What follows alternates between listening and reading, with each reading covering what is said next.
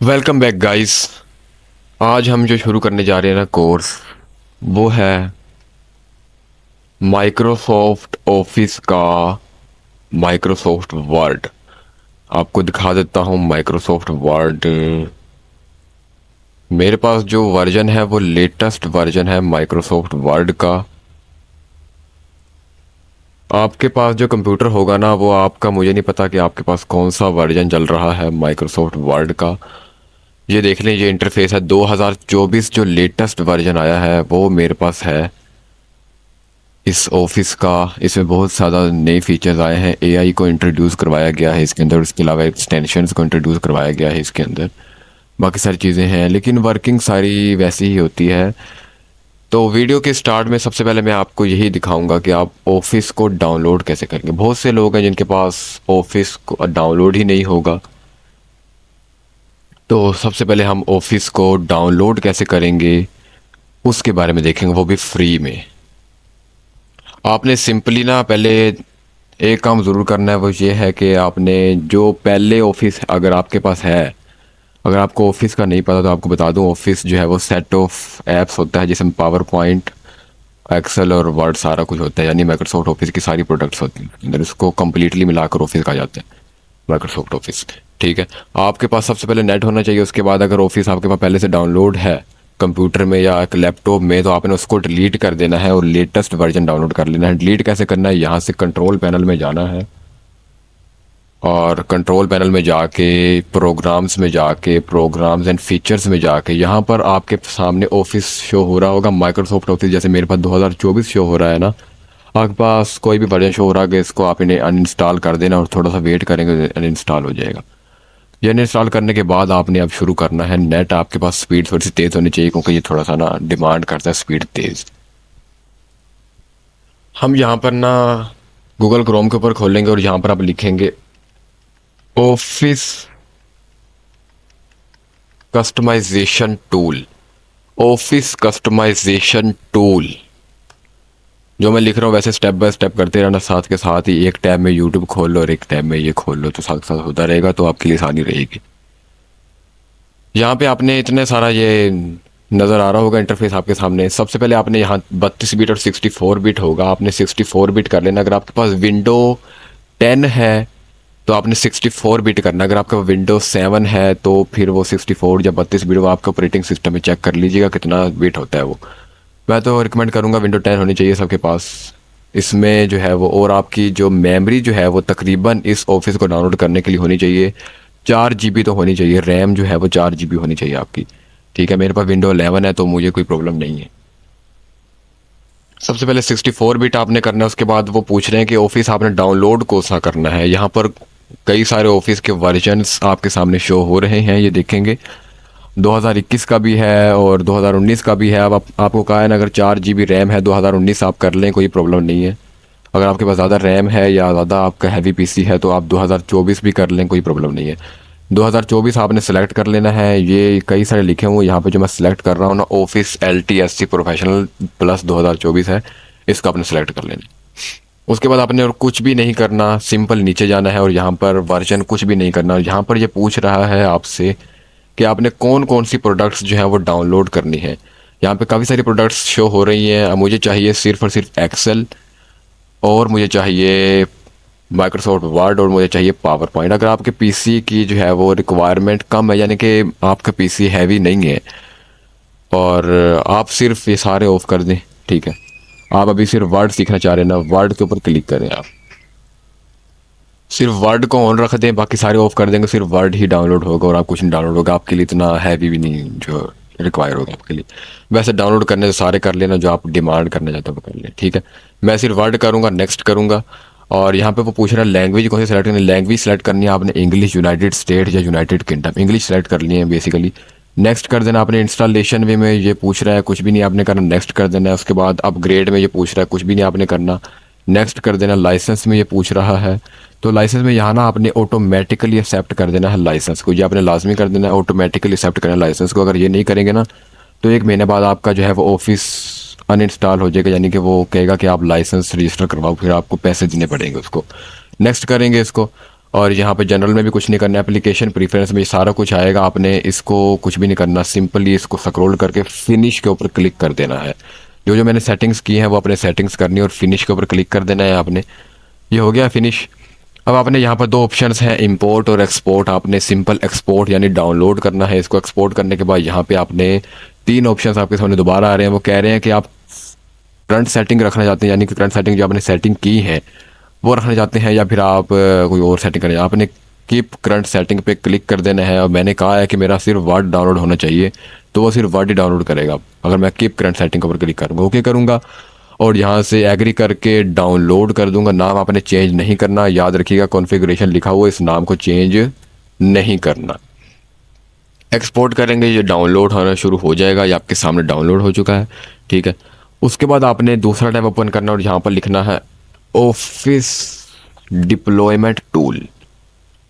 Office deployment tool लिखना है आपने, सिंपल। और यहाँ पे जाके एक फ़ाइल मिलेगी, वो आपने डाउनलोड कर लेनी है। ये डाउनलोड करेंगे, ये भी फ्री ऑफ कॉस्ट होती है। मेरे पास पहले डाउनलोड है, वो ये पूछ रहा है थोड़ा सा, ये ओपन भी हो चुका है, ठीक है।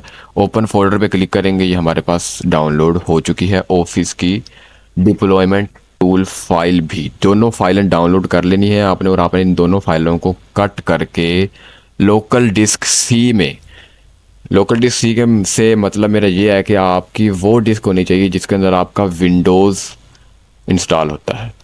आपने इसके ऊपर फोल्डर बनाना है, एक न्यू फोल्डर पे क्लिक करेंगे आप और यहाँ पे आप लिखेंगे ऑफिस। न्यू फोल्डर बनाने के बाद आपने ऑफिस नेम दे देना उसको, उसके अंदर इस फाइल को पेस्ट कर देना, दोनों फाइलों को पेस्ट कर देना है, ठीक है। ये कॉन्फ़िगरेशन फाइल भी और वो दूसरी फाइल भी, दोनों फाइलों को पेस्ट करने के बाद आपने सिंपल अब नेक्स्ट स्टेप ये करना है कि जो ऑफिस डिप्लॉयमेंट टूल जो है ये एक सॉफ्टवेयर है, इसको अपने डबल क्लिक करके इंस्टॉल कर लेना है। इंस्टॉल करेंगे, थोड़ा सा लाइसेंस होगा, इसको एग्री कर देना, कंटिन्यू कर देना। और ये आपसे पूछेगा कि फाइल्स जो है वो एक्सट्रैक्ट करनी है, कहाँ पर एक्सट्रैक्ट करनी है। ये एक इंपॉर्टेंट स्टेप है, इसको ध्यान से देखिएगा। आपने फाइल फोल्डर बनाया है ऑफिस, किस के अंदर बनाया है, लोकल डिस्क सी के अंदर, तो आपने इसके अंदर एक्सट्रैक्ट करनी है ना फाइल ने। तो आपने जाना है पीसी के अंदर, लोकल डिस्क सी के अंदर जाना है, ऑफिस जो फोल्डर बनाया है आपने उसके ऊपर क्लिक करके ओके करेंगे ना, तो यहाँ पर ये सारी फाइल्स एक्सट्रैक्ट हो चुकी हैं, या आप देख सकते हैं सारी फाइल्स एक्सट्रैक्ट हो चुकी, ठीक है। अब आपके फाइल एक्सट्रैक्ट हो चुकी हैं। अब आपने क्या करना है, सिंपल आपने राइट क्लिक करके ओपन इन टर्मिनल कर देना है, या फिर अगर आप किसी के पीसी में ये ओपन इन टर्मिनल ऑप्शन नहीं आ रहा तो दूसरा तरीका आपने ये करना है कि यहाँ पे आपने सर्च करना है कमांड पैलेट। कमांड पैलेट या कमांड लिखेंगे तो कमांड प्रॉम्प्ट आ जाएगा, ये आपको पता ही होगा कमांड प्रॉम्प्ट होता है, ये सारे पीसीज में होता है। इसको आपने रन एज एडमिनिस्ट्रेटर करना है, लाजमी यस कर देना है और ये ओपन हो जाएगा आपके सामने। अब आप यहाँ पे देखेंगे इसकी लोकेशन जो है वो थोड़ी सी चेंज है, सिस्टम 32 है, यानी कि ये अभी किसी और फोल्डर के अंदर है। इसको आपने ऑफिस वाले फोल्डर के अंदर लेके आना है। ऑफिस वाले फोल्डर के अंदर लेके आने के लिए आपने सिंपली ये जो ऑफिस का जो ये एरो का निशान है ना, यहाँ पे क्लिक करना है। आपने इसको कंट्रोल सी करके कॉपी करना है और यहाँ पर आके CD लिखना है। CD का मतलब होता है चेंज डायरेक्टरी यानी चेंज फोल्डर। स्पेस दबा के कंट्रोल V करेंगे तो ये फोल्डर आ जाएगा और इंटर मारेंगे तो अब आप देख सकते हैं मैं अब इस ऑफिस वाले फोल्डर के अंदर इंटर हो चुका हूँ, ठीक है। इस ऑफिस वाले फोल्डर के अंदर इंटर होने के बाद अब आपने जो मैं लिख रहा हूँ वही सेम आपने लिखना है। आपने क्या लिखना है, सेट अप डॉट EXE। ये आप देख देख के लिखते रहना जो मैं लिख रहा हूँ। फॉरवर्ड स्लैश आपने लगानी है। फॉरवर्ड स्लैश मतलब जो आगे की तरफ स्लैश होती है ना, जो शिफ्ट के साथ होती है स्लैश, वो लगानी है आपने, ठीक है। और अब आपने लिखना है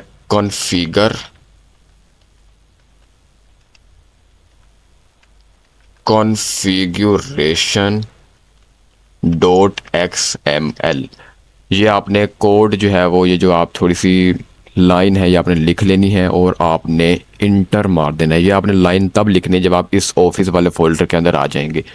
अब इस ये कोड का ये मतलब पता है, सिंपल समझा दूं आपको। सिंपल मतलब ये है कि ये जो सेटअप वाली फाइल नज़र आ रही है ना आपको इस फोल्डर के अंदर, इसको आपने रन करना है।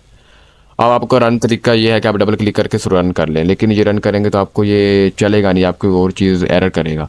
तो इसलिए हम इसको सिंपली ये कमांड प्रॉम्प्ट के थ्रू हम इसको चलाने की कोशिश कर रहे हैं। इंटर मारेंगे ना आप तो ये देखो ये ऑफिस इंस्टॉल होना शुरू हो जाएगा। मेरे पास ऑलरेडी इंस्टॉल है, मैं इसको कैंसिल कर दूंगा। ये इंस्टॉल होएगा, थोड़ा सा वेट करना। ये यहाँ पे 100% इंस्टॉल होगा। आधा घंटा भी लग सकता है, डिपेंड करता है आपकी इंटरनेट की स्पीड के ऊपर कि ये कितना होता है। थोड़ा सा ये मैं साइड पे कर देता हूँ इन चीज़ों को। और यहाँ पर अब आप देखें ना, यहाँ पर ये नीचे टाइम के साथ यहाँ पर ऑफिस जो है वो डाउनलोड होना शुरू हो चुका है। ये देखें, ये यहाँ पर 2% डाउनलोड हो चुका है मेरा। ये बहुत जल्द डाउनलोड हो जाएगा इंटरनेट स्पीड के अकॉर्डिंग मेरा। ठीक है, मैं कैंसिल कर देता हूँ इसको, मुझे ज़रूरत नहीं है इसकी। डाउनलोड होके रहेगा, कैंसिल तो नहीं हो रहा है अब। चलो हो गया कैंसिल। ठीक है, तो ऐसे डाउनलोड करना है आपने। अगर कुछ ना समझ आए तो कमेंट करके पूछ लेना, या फिर व्हाट्सएप ग्रुप पर ऊपर पूछ लेना मुझसे कि डाउनलोड की प्रॉब्लम आ रही है। तो वैसे स्टेप बाय स्टेप करेंगे ना आप तो हो जाएगा, कोई मुश्किल सी बात नहीं है इसमें। ठीक है, सिंपल आपने 2 फाइलें डाउनलोड करनी, दोनों फाइलों को एक फ़ोल्डर के अंदर लेके आ जाना है। उस फोल्डर का नाम आपने रख देना है ऑफिस, और आपने कमांड पैलेट को रन एज एडमिनिस्ट्रेटर करके इस लोकेशन पे आ जाना है। ठीक है, और वहाँ पे आपने जो मैंने फ़ाइल बताई है आपको वो आपने डाउनलोड कर लेनी है। ओके, तो क्लियर है इस बात का आपको। हम मेरे पास पहले से डाउनलोड है, ये आप देख सकते हैं। पावर पॉइंट भी है, ऑफिस भी, सारा कुछ है मेरे पास। तो ये था हमारा लेक्चर नंबर 1 जिसमें आपने डाउनलोड किया ऑफिस को।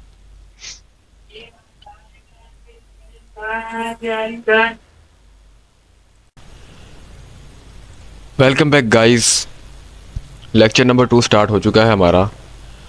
अब ना थोड़ा सा आपको प्रॉब्लम हो सकती है कि क्योंकि मेरा इंटरफेस थोड़ा सा चेंज है। मेरे पास विंडो 11 है, तो आपके पास विंडो 10 होगी, उसका इंटरफेस थोड़ा सा चेंज होता है, लेकिन सारी वर्किंग जो है वो सेम ही प्रिंसिपल के ऊपर होती है। आपने आप डाउनलोड किया है तो आपको पता होना चाहिए कि वो है कहाँ ऑफिस, मतलब कि पड़ा कहाँ है, उसको ओपन कैसे करना है, उसको ओपन करने का तरीका क्या है। सबसे पहला तरीका आपको ओपन करने का सिंपल मैं बता दूं। आपने कोई भी फाइल बनानी है न्यू फोल्डर के ज़रिए, यानी न्यू के ज़रिए फाइल बनाएंगे तो यहाँ पर आपके सामने शो हो जाएगा माइक्रोसॉफ्ट वर्ड की फ़ाइल। ठीक है, आप फाइल बनाएंगे, यहाँ पे लिखेंगे, कोई भी नेम दे देंगे इसको, और इसको क्लिक करेंगे तो ये ओपन हो जाएगा माइक्रोसॉफ्ट वर्ड के अंदर। ये पहला तरीका है इसको ओपन करने का फाइल बनाने के बाद। ठीक है, दूसरा तरीका ओपन करने का इसको है कि आप यहाँ पे माइक्रोसॉफ्ट वर्ड शो हो रहा होगा, या आप सर्च करेंगे ना वर्ड, तब भी आपके सामने शो हो जाएगा। और ओपन कर देंगे ना आप इसको तो आपके सामने कुछ ऐसा इंटरफेस शो होगा। इसके बाद आपको फाइल बनानी पड़ेगी और उसको फिर सेव भी करना पड़ेगा और उसको रीनेम भी करना पड़ेगा। तो आप ब्लैंक डॉक्यूमेंट चूज़ करेंगे और इसको फिर आप फाइल को सेव भी करना चाहेंगे तो आप सेव करेंगे। कैसे सेव करने का सिंपल मैं आपको कहूँगा, Ctrl+S कीजिएगा, Ctrl+S। और यहाँ पे वो पूछ रहा है कि नेम कौन सा देना है, और वो यहाँ पे पूछ रहा है कि डॉक्यूमेंट में सेव करूँ या लोकल डिस्क डी में सेव करूँ। लोकल डिस्क डी में सेव करना है आपने। ठीक है, मोर ऑप्शंस पे क्लिक करेंगे तो मोर ऑप्शन भी आ जाएंगे आपके सामने। लोकल डिस्क डी में सेव करना है, वर्ड डॉक्यूमेंट सेव करना है, डॉक्यूमेंट 1 सेव करना है, या जो मर्जी नाम रखेंगे आप वो कर सकते हैं। ठीक है, तो क्लियर आपको सेव कैसे करना है फाइल को, सबसे पहले बनाना कैसे है फाइल को। मैं रिकमेंड करूँगा कि आप ना सिंपल जिस फोल्डर में आप बनाना चाहते हैं ना फाइल, उस फोल्डर में जाएं आप, और वहाँ पर न्यू पे क्लिक करके फ़ाइल बना लें, उसका नेम भी यहीं पर सिलेक्ट कर लें। ठीक है, और उसको ओपन कर लें। इससे ये होगा कि आपको लोकेशन भी पता होगी और आपको फ़ाइल का नेम भी आपको पता होगा, और आप इसको डबल क्लिक करके ओपन कर लेंगे तो ये ओपन हो जाएगा आपके सामने। ठीक है, सबसे पहले बात करते हैं इसके ऊपर वाले इंटरफेस के बारे में। ये ऊपर आपके सामने ऑटो सेव ऑफ लिखा हुआ है, ऑन लिखा हुआ है। इसका मतलब क्या है? इसका मतलब है कि ये ऑटो सेव हो जाएगा ऑफ और ऑन। ये आपसे थोड़ा सा इंटरनेट रिक्वायर करता है कि ये आपकी वन ड्राइव जो है उसमें सेव करता है ऑटो सेव। तो अभी फ़िलहाल मैं इंटरनेट जो है वो लगा हुआ, लेकिन मैंने कनेक्ट नहीं किया हुआ इसको, तो इसलिए ये हो रहा है ऐसा। ठीक है, तो ये बाकी ऊपर वाला सर्च ऑप्शन है जिसमें आप सर्च कर सकते हैं किसी भी चीज़ को, किसी भी ऑप्शंस को। और यहाँ पर आपका अकाउंट शो हो रहा था, अगर आपने अकाउंट नहीं बनाया तो वो कोई प्रॉब्लम नहीं है, अकाउंट भी शो हो जाता है यहाँ पर। और इसके अलावा यहाँ पर जो है वो फाइल का नेम शो हो रहा था और फाइल की लोकेशन भी शो हो रही होती है ये ऊपर। इसके अलावा यहाँ पर आपका जो है वो फाइल का सेव शो हो रहा था, Ctrl+S करेंगे तब भी सेव हो जाएगा, लेकिन अगर आप यहाँ से क्लिक करके सेव करना चाहते हैं तब भी सेव हो जाएगा। ओके, इसके अलावा अगर आप यहाँ पे देखेंगे तो यहाँ अंडू का ऑप्शन है और यहाँ पर रीडो का ऑप्शन है। अंडू रीडो मतलब कि अगर आप कोई चीज़ लिखते हैं, फ़र्ज़ करें गलत लिख दिया मैंने, इसको आपने चाहते हैं कि इसको रिमूव करना चाहते हैं, आप कंट्रोल Z दबाएंगे ये रिमूव हो जाएगा, कंट्रोल Y दबाएंगे तो ये दोबारा से वापस आ जाएगा। ये थोड़े से शॉर्टकट्स हैं जो आपको पता होने चाहिए। Control Z, control Y। Control Z मतलब प्रीवियस, कंट्रोल Y मतलब फॉरवर्ड, मतलब फ्रंट, नेक्स्ट। तो ये था ऊपर वाला एरिया।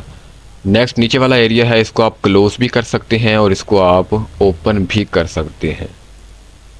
ठीक है, ओपन भी कर सकते हैं और क्लोज भी कर सकते हैं। ये यहाँ पर ऑप्शन होता है कि आप इसको क्लोज कर लें और ओपन कर लें। ये आपके ऊपर डिपेंड करता है कि आप प्रेजेंटेशन दे रहे हैं तो आप इसको क्लोज कर लें, नहीं तो अगर आप कोई काम कर रहे हैं तो आप इसको ओपन भी कर सकते हैं। ठीक है, तो ये इसको कुल मिलाकर इसको कहते हैं रिबन। इसको रिबन कहते हैं। ये थोड़ी सी ना टर्मिनोलॉजीज़ हैं, इसको आपको याद रखने की ज़रूरत है नहीं। वैसे प्रैक्टिकल बंदे को आता हो तो आपको ये लफ्ज़ वगैरह याद रखने की ज़रूरत नहीं लगती, ना ही रट्टे लगाने की ज़रूरत होती है। बाकी एक एक करके हम सब चीज़ों को डिस्कस करेंगे। लेक्चर नंबर 2 भी हम इसको ये होम सेक्शन जो है, ये होम सेक्शन, इसको हम डिस्कस करेंगे। ठीक है, लेक्चर नंबर, बाकी लेक्चर्स में हम और चीज़ों को डिस्कस करेंगे। हम सिर्फ वही चीज़ डिस्कस करेंगे जो कि आपके लिए इम्पोर्टेंट है, जो कि आपको एक बेसिक वर्ड चलाने के लिए इम्पोर्टेंट, जो आपके रोज़मर्रा ज़िंदगी में वर्ड को ऐड करने के लिए इम्पोर्टेंट होगा। आप वर्ड का इस्तेमाल करें, हर चीज़ के लिए इस्तेमाल करें। मैं तो बहुत ज़्यादा चीज़ों के लिए इस्तेमाल करता हूँ। सबसे पहले यहाँ पर पेस्ट का ऑप्शन है, कोई पेस्ट, इसके लिए ये ऑप्शन हमारे लिए इम्पोर्टेंट नहीं है, क्योंकि हम सीधा कंट्रोल V करके जो है वो जो कॉपी किया होता है उसको पेस्ट कर देते हैं। ये जो मैंने कॉपी किया हुआ था ना लास्ट टाइम, वो यहाँ पर पेस्ट हो चुका, ये लोकेशन थी, तो ये ऑप्शन हमारे लिए किसी काम का नहीं है। बाकी फॉर्मेट पॉइंटर क्या है ये हम बाद में देखेंगे। फॉर्मेट पॉइंटर जब हम सारी फॉर्मेटिंग सीख चुके होंगे इस चीज़ की। हम इस सेक्शन में आते हैं, ये फ़ॉन्ट वाला सेक्शन है। इसको आप बड़ा भी कर सकते हैं, यहाँ पर एरो का निशान दिया, इसको बड़ा भी कर सकते हैं आप। इसमें सारे ऑप्शंस देख सकते हैं आप, लेकिन आप शॉर्टकट तरीके से अगर जाना चाहते हैं तो आप यहाँ पर शॉर्टकट सारे दिए हुए, इसको क्लिक करें, सिंपल शॉर्टकट होता है ये। अगर आप डिटेल में जाना चाहते हैं तो डिटेल में सारे ऑप्शन वहाँ पर शो हो रहे हैं जो आप देख सकते हैं। यहाँ पे इसका रिव्यू भी शो हो रहा है कि अगर आप स्ट्राइक थ्रू करेंगे तो स्ट्राइक थ्रू हो जाएगा, हिडन करेंगे तो हिडन हो जाएगा, स्मॉल कैप करेंगे स्मॉल कैप, सब कैप करेंगे तो ये एक्सेट्रा एक्सेट्रा। खैर अभी हम बात करते हैं फ़ॉन्ट के बारे में, सारी चीज़ों के बारे में। फ़ॉन्ट सेक्शन है, ठीक है। फ़ॉन्ट सेक्शन के अंदर हम थोड़ा सा ना, मैं रैंडम टेक्स्ट लेके आ जाता हूँ। रैंडम टेक्स्ट आपने लेके आना है ना, तो आप यहाँ पर एक फंक्शन होता है रैंडम का। ये काम क्यों नहीं कर रहा, एक मिनट रुको यार।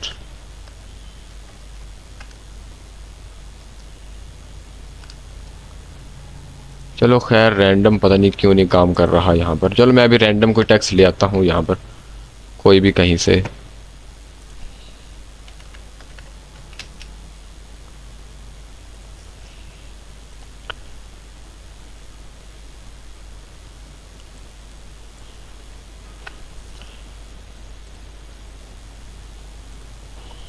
मैं ना एक रैंडम टेक्स्ट लेके आ चुका हूँ यहाँ पर, ठीक है। ये रैंडम टेक्स्ट से कहीं से भी आप लेके आ सकते हैं। मैं एक वेबसाइट का यूज़ करता हूँ, लोरम एप्सम नाम है, ये रैंडम टेक्स्ट जनरेट करके देती है वो VS कोड के अंदर, ठीक है। तो इस रैंडम टेक्स्ट से हम आपको समझाएंगे कि आप कैसे जो है वो चीज़ों को करते हैं। सबसे पहले यहाँ पर ना आपके सामने सारे ऑप्शन शो हो रहे हैं। सबसे पहले आपके सामने शो हो रहा है कि आप फ़ॉन्ट फैमिली सेलेक्ट करें।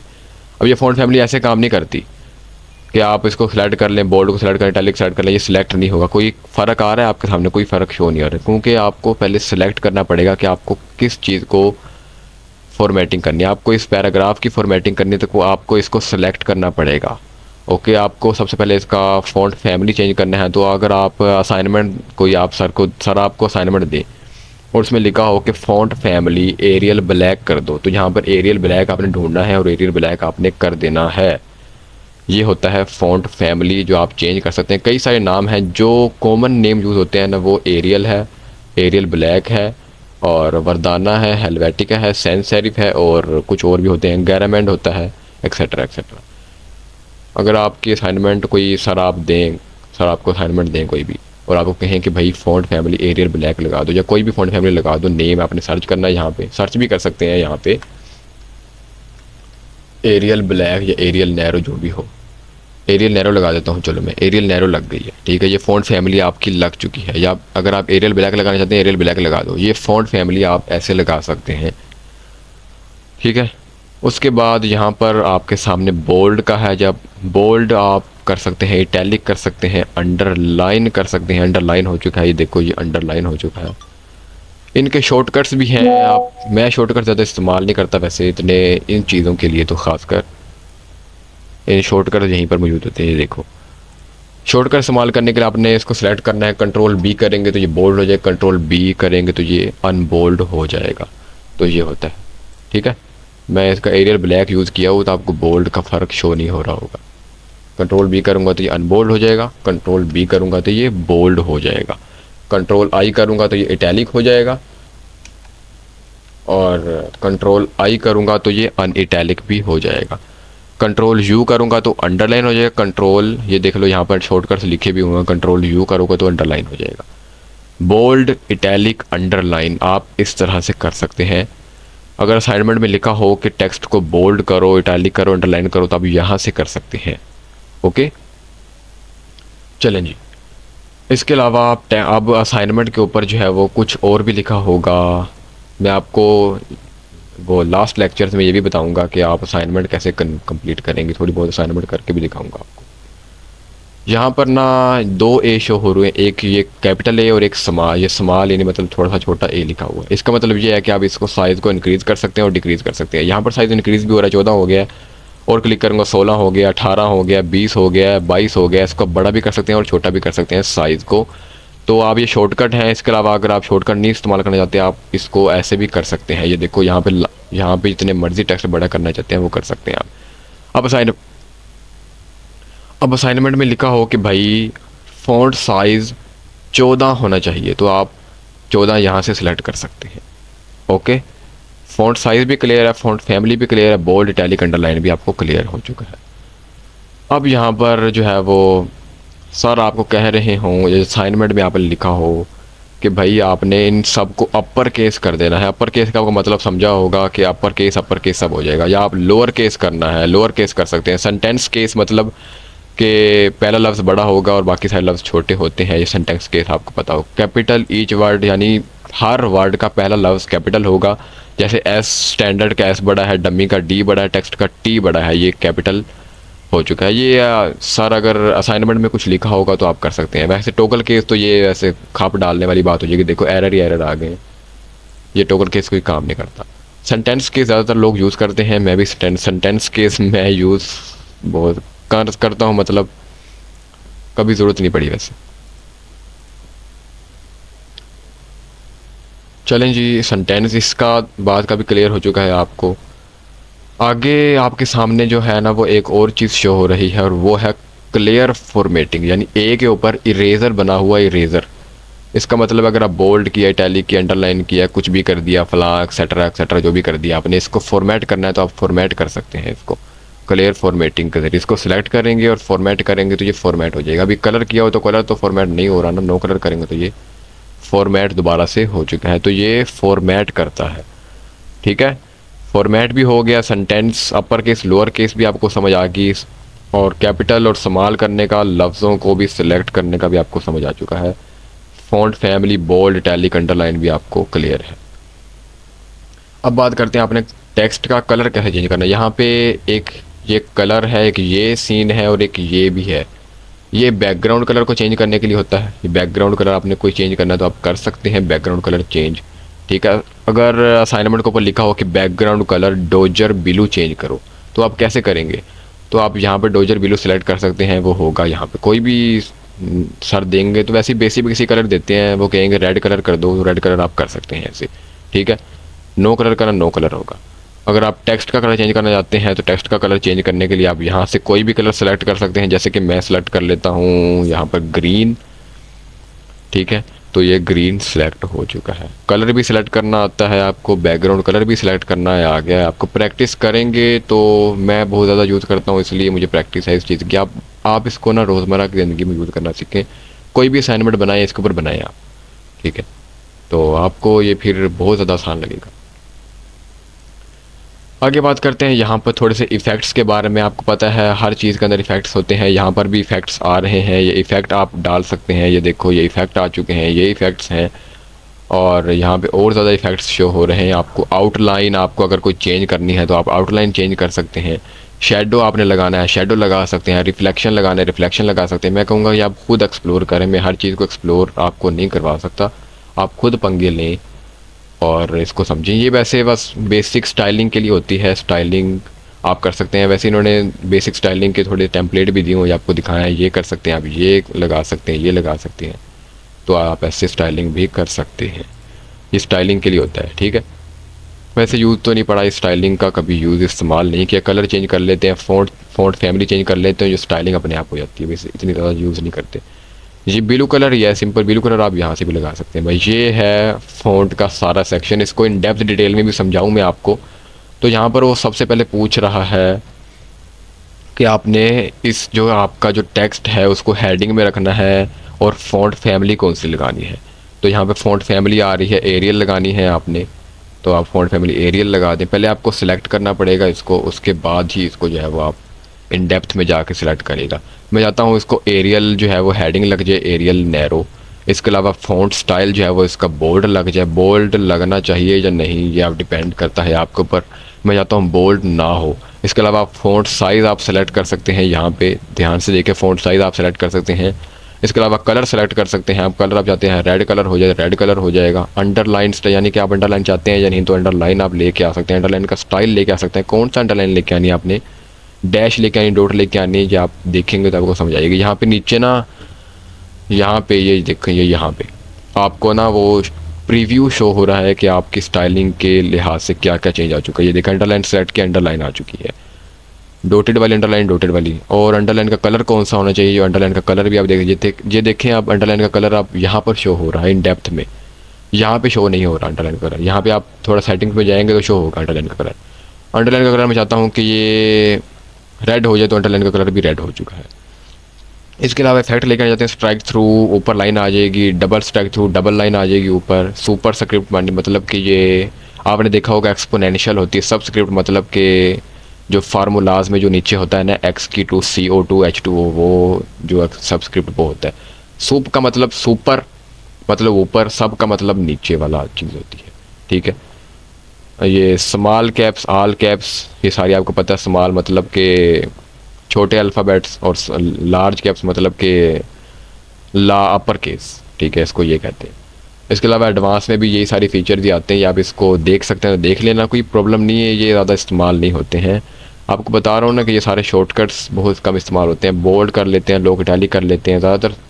सारा अगर देंगे ना, अगर असाइनमेंट में भी कोई आ जाए कि भाई अंडरलाइन का कलर जो है वो आप असाइनमेंट देखो, छोटी सी असाइनमेंट देता हूँ यहाँ पर आपको। असाइनमेंट क्या है, मैं कहता हूँ कि अंडरलाइन का कलर जो है, अंडरलाइन का कलर जो है वो रेड कर दो, ठीक है। तो आप कैसे करेंगे, अब यहाँ पर तो आपके ऑप्शन नज़र नहीं आ रहे, यहाँ पे नज़र आ रहे हैं लेकिन अंडरलाइन का कलर नज़र नहीं आ रहा। तो यहाँ पर नीचे देखिए अंडरलाइन का कलर नज़र आ रहा है आपको, और वो है रेड। यहाँ पे रेड दिया हुआ, तो अंडरलाइन का कलर रेड कर देंगे। ये देखो मैंने कलर सेलेक्ट किया तो अंडरलाइन का कलर रेड हो चुका है। इसको सेलेक्ट करेंगे पूरे को, अंडरलाइन का कलर रेड कर देंगे हम, तो कलर रेड हो जाएगा, ठीक है।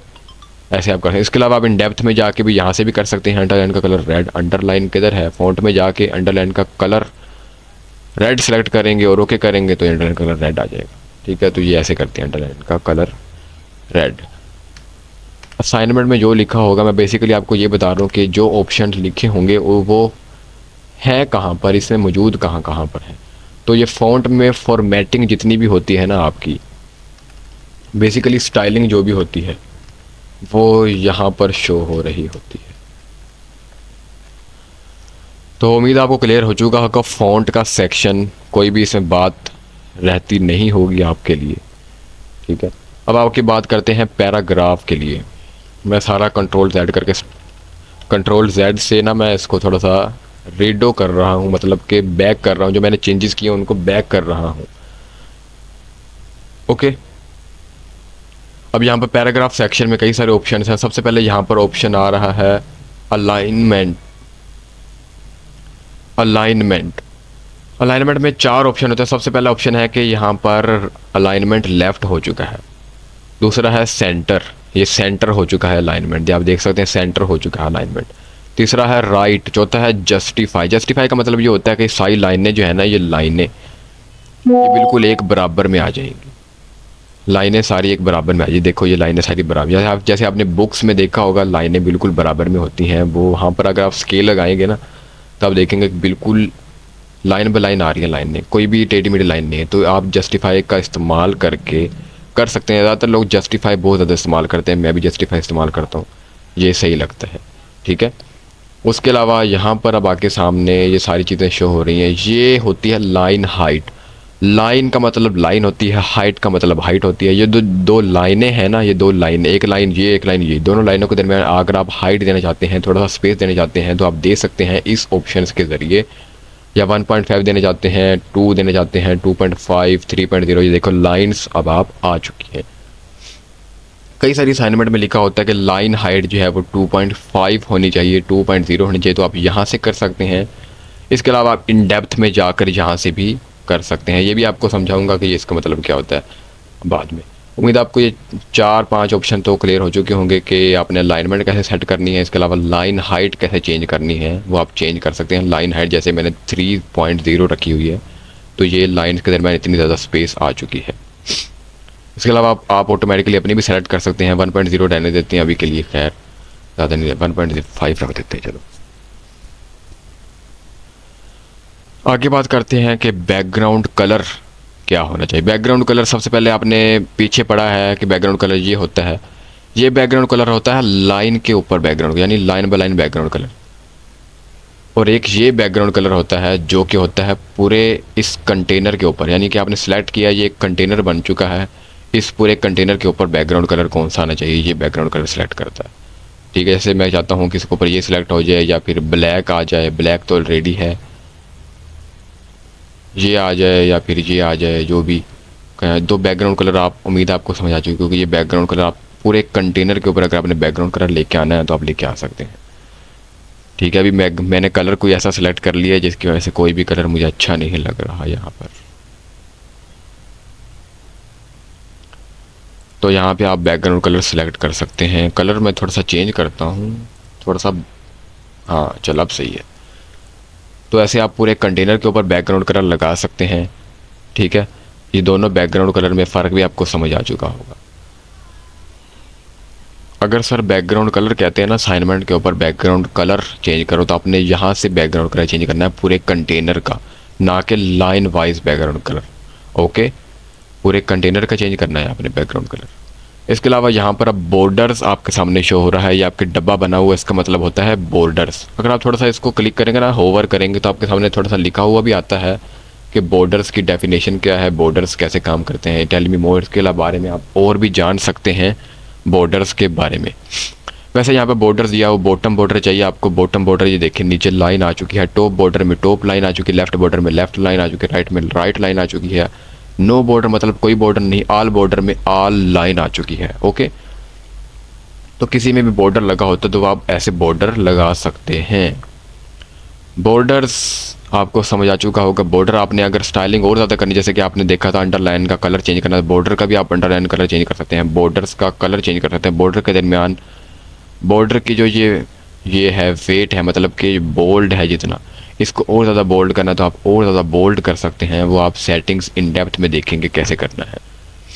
ठीक है, चलिए मैं आपको दिखाई देता हूँ। यहाँ पर सबसे पहले अलाइनमेंट है आपके सामने, left right centre justify alignment है, आपको दिखा दिया मैंने। उसके अलावा जहाँ पर बॉडी टेक्स्ट लेवल 1 लेवल 2, इसके बारे में आपको जानने की ज़रूरत नहीं है वैसे।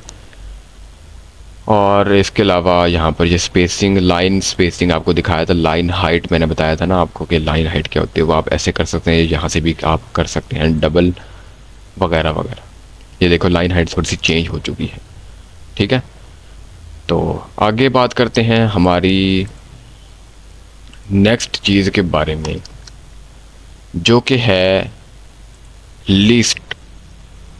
ये जितने ऑप्शन नज़र आ रहे हैं ना आपको, ये तीनों लिस्ट के बारे में। कोई आपने लिस्ट बनानी, जैसे कि मैं कहता हूँ कि कप, टी, मग। अब यहाँ पर आप लिस्ट शो करना चाहते हैं, आप नंबरिंग भी शो करना चाहते हैं, तो आप शो कर सकते हैं नंबरिंग के ज़रिए। इसको कैसे, आप इसको लिस्ट के ऊपर जाएंगे, यहाँ पर 2 तरह की लिस्ट है, एक है नंबरिंग लिस्ट और एक है बुलेट लिस्ट। बुलेट लिस्ट में आप बुलेट्स इस्तेमाल कर सकते हैं, सर्कल इस्तेमाल कर सकते हैं, स्क्वायर इस्तेमाल कर सकते हैं, ये एक कोई इमेज यूज़ की हुई ये इस्तेमाल कर सकते हैं, ये इस्तेमाल कर सकते हैं, ये एरो इस्तेमाल कर सकते हैं, ये टिक इस्तेमाल कर सकते हैं। कोई भी आप ऐसी चीज़ जिसके बारे में आप लिस्ट इस्तेमाल करना चाहते हो, मतलब कि आप लिस्ट शो करवाए और नंबर शो ना करवाए, तो आप इस्तेमाल कर सकते हैं। कई सारे फॉर्मेटिंग, आप खुद का फॉर्मेट भी बना सकते हैं, कोई इसमें चेंज नहीं है। ज़्यादा पंगे लेंगे तो आप नया फॉर्मेट खुद बना सकते हैं। ये नीचे लिखा हुआ डिफाइन न्यू बुलेट। ओके, वैसे मैं यहाँ पर टिक का इस्तेमाल करता हूँ, और टिक, ये देखो टिक का इस्तेमाल किया तो ये आ चुका है। एक और लिस्ट बनाते हैं हम, कप, टी, कॉफ़ी। अब मैं नंबरिंग लिस्ट चाहता हूँ। नंबरिंग लिस्ट आप लेके आ सकते हैं 1 2 3 1 2 3 कॉमा वाली। ये सारी स्टाइलिंग दी हुई है, ABC वाली है, और रोमन लैंग्वेज है, ABC कैपिटल है, ABC स्मॉल है, ये सारी आप इस्तेमाल कर सकते हैं। ये आपके ऊपर डिपेंड करता है कि आप क्या इस्तेमाल करना चाहते हैं। ये असाइनमेंट के ऊपर डिपेंड करता है कि आपको सर ने असाइनमेंट कौन सी दी है। सर ने आपसे पूछा क्या है कि भाई कौन सी लिस्ट जो है वो आपने इस्तेमाल करनी है, कौन सा लिस्ट स्टाइल आपने इस्तेमाल करना है, तो ये वो है। ठीक है, लिस्ट भी आपको समझ आ चुकी होगी, उम्मीद करता हूँ। उम्मीद तो यही है वैसे। आगे यहाँ पर एक और चीज़ है, वो भी लिस्ट ही है। यहाँ पर लिस्ट की डिस्क्रिप्शन भी आ रही है, ये इसको कहते हैं डिस्क्रिप्शन लिस्ट। लिस्ट के नीचे लिस्ट आ रही होती है, यानी कि आप चाहते हैं कि ये एक लिखा हुआ है, जैसे कि सोशल मीडिया लिख दिया मैंने,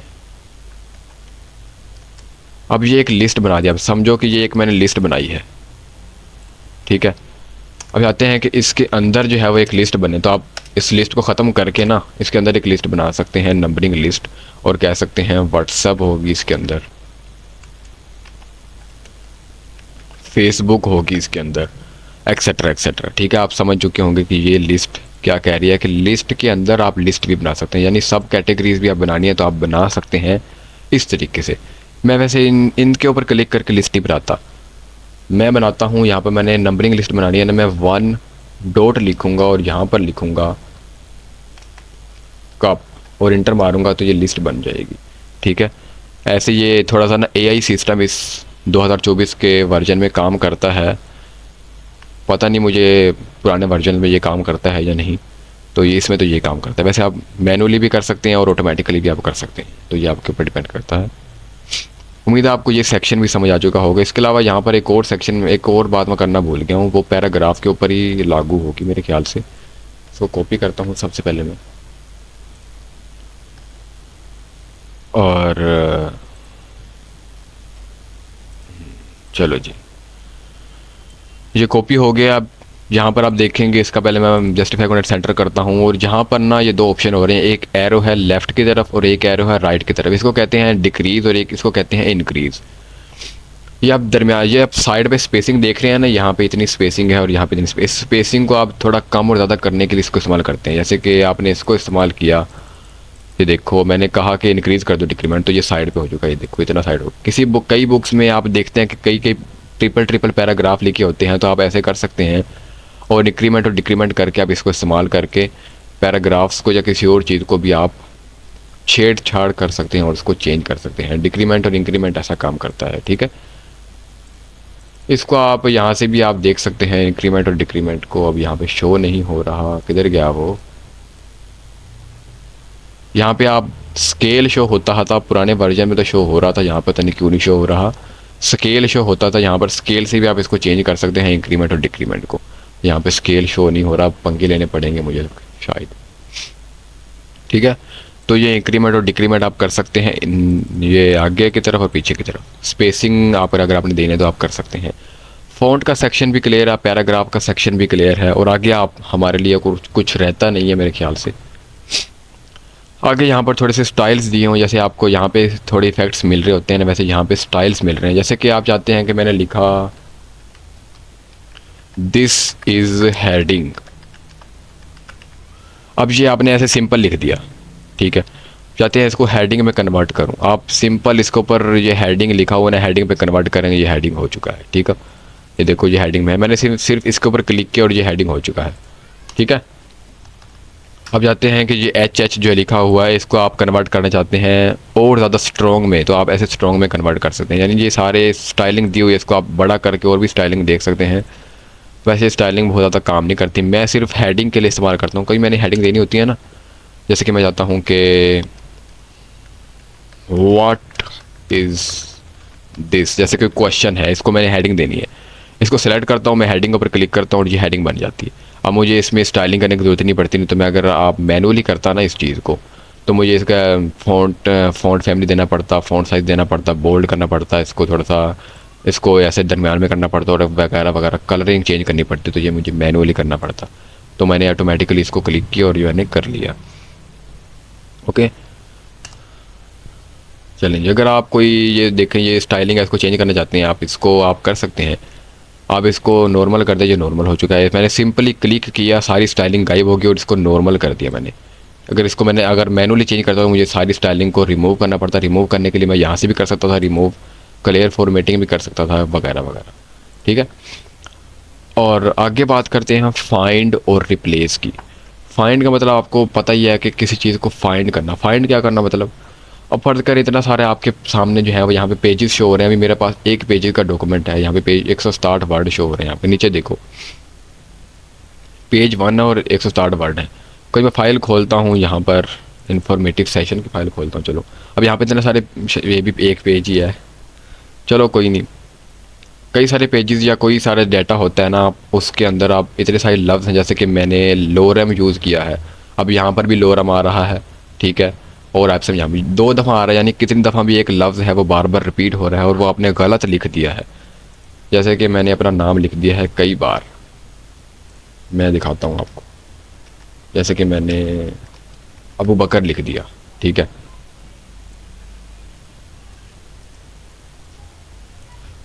मैंने पता नहीं कितनी बार अबू बकर लिख दिया, कितनी बार अबू बकर लिख दिया, ठीक है, देखो इतनी बार अबू बकर लिखा है मैंने, इतनी दफ़ा अबू बकर लिखा है। अब इतनी सारी दफ़ा लिखते हैं, मैं चाहता हूँ कि अबू बकर की जगह यहाँ पर नुमान आ जाए या कोई और नाम आ जाए, तो वो मैं कैसे करता हूँ? अब मैं मैनुअली करूँगा कि इसको सारी चीज़ों को रिमूव करके दोबारा दोबारा मैं चेंज करके लिखता रहूँगा, इससे तो मेरा टाइम ज़ाया होगा। इसी को आप सही कर सकते हैं, अबू बकर को फाइंड करके रिप्लेस कर सकते हैं।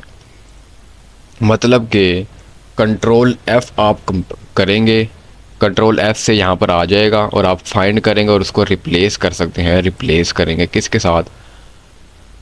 यहाँ पे फाइंड क्या करना है, मैंने फाइंड करना है अबू बकर और रिप्लेस करना है नुमान के साथ, NOMAN, नुमान, ठीक है। अबू बकर को नुमान के साथ रिप्लेस करना है मैंने, तो आप रिप्लेस, फाइंड क्या करना है, अबू बकर रिप्लेस करना है यहाँ पे नुमान के साथ। अब यहाँ पर नीचे 3 ऑप्शन आ रहे हैं, रिप्लेस करना है। रिप्लेस मतलब सिर्फ एक ही लफ्ज़ को रिप्लेस करेगा जो सबसे पहले आ रहा होगा, यानी तो अबू बकर यहाँ पे शो हो रहा है, सिर्फ इसी को रिप्लेस करेगा। एक लिखा हो रिप्लेस आल, जितने भी नुमान, जितने भी अबू बकर लिखा हो, उन्हें जितना भी अबू बकर नाम लिखा होगा पूरे डॉक्यूमेंट का, जितने चाहे जितने मर्जी यहाँ पे पेजेस हो रहे हैं, बेशक 100 पेजेस हों, 100 पेजेस के अंदर जितनी दफ़ा भी अबू बकर का नेम यूज़ हुआ होगा उन सब को ये चेंज कर देगा। रिप्लेस आल करूँगा तो ये देखेंगे जहाँ पे अबू बकर यूज़ हो रहा था वहाँ पे नुमान आ चुका है। तो आप, ये शॉर्टकट तरीका होता है कि कोई चीज़ आपने गलत लिख दी है तो आपको उसको फाइंड करके रिप्लेस कर सकते हैं। जैसे असाइनमेंट में आपने कोई, किसी ने पूछ लिया कि भाई यहाँ पर ना एक पाकिस्तान का वर्ड लिखा हुआ है, उसको इंडिया से रिप्लेस कर दो। अब मुझे नहीं पता कि कितनी दफ़ा पाकिस्तान का वर्ड लिखा हो, मैं ढूंढने जाऊंगा तो मुझे बहुत ज़्यादा देर लगेगी। मैं सिंपली यहाँ पे रिप्लेस के ऊपर क्लिक करूँगा और यहाँ लिखूँगा पाकिस्तान और यहाँ पे लिखूँगा रिप्लेस किसके साथ करना है, इंडिया के साथ। रिप्लेस आल पे क्लिक करूँगा तो ये सारे रिप्लेस हो जाएंगे एक ही बारी में। इसका शॉर्टकट तरीका है कंट्रोल F और यहाँ पे आप लिखेंगे तो उसको शो हो जाएगा और यहाँ पे रिप्लेस करना चाहते हैं रिप्लेस कर देंगे, ठीक है। वैसे यहाँ पे तरीका भी है कि रिप्लेस आप यहाँ से भी कर सकते हैं, ठीक है। तो ये आपके ऊपर डिपेंड करता है आप किसके ऑप्शन के ऊपर क्लिक करते हैं, ठीक है, शॉर्टकट के ऊपर जाते हैं या फिर मैनुअल करते हैं। चलें, ये भी क्लियर है आपके सामने। अब आगे बात करते हैं, यहाँ पर एक्सटेंशंस कुछ जो है वो ऐड हुई हैं। अब पता नहीं, मैंने पुराने वर्जन में शायद देखा है, यानी इन एक्सटेंशंस के फीचर्स को, एक्सटेंशंस ना कुछ चीज़ें आपको प्रोवाइड करते हैं, जैसे कि यहाँ पे इतनी सारी एक्सटेंशन आ रही हैं।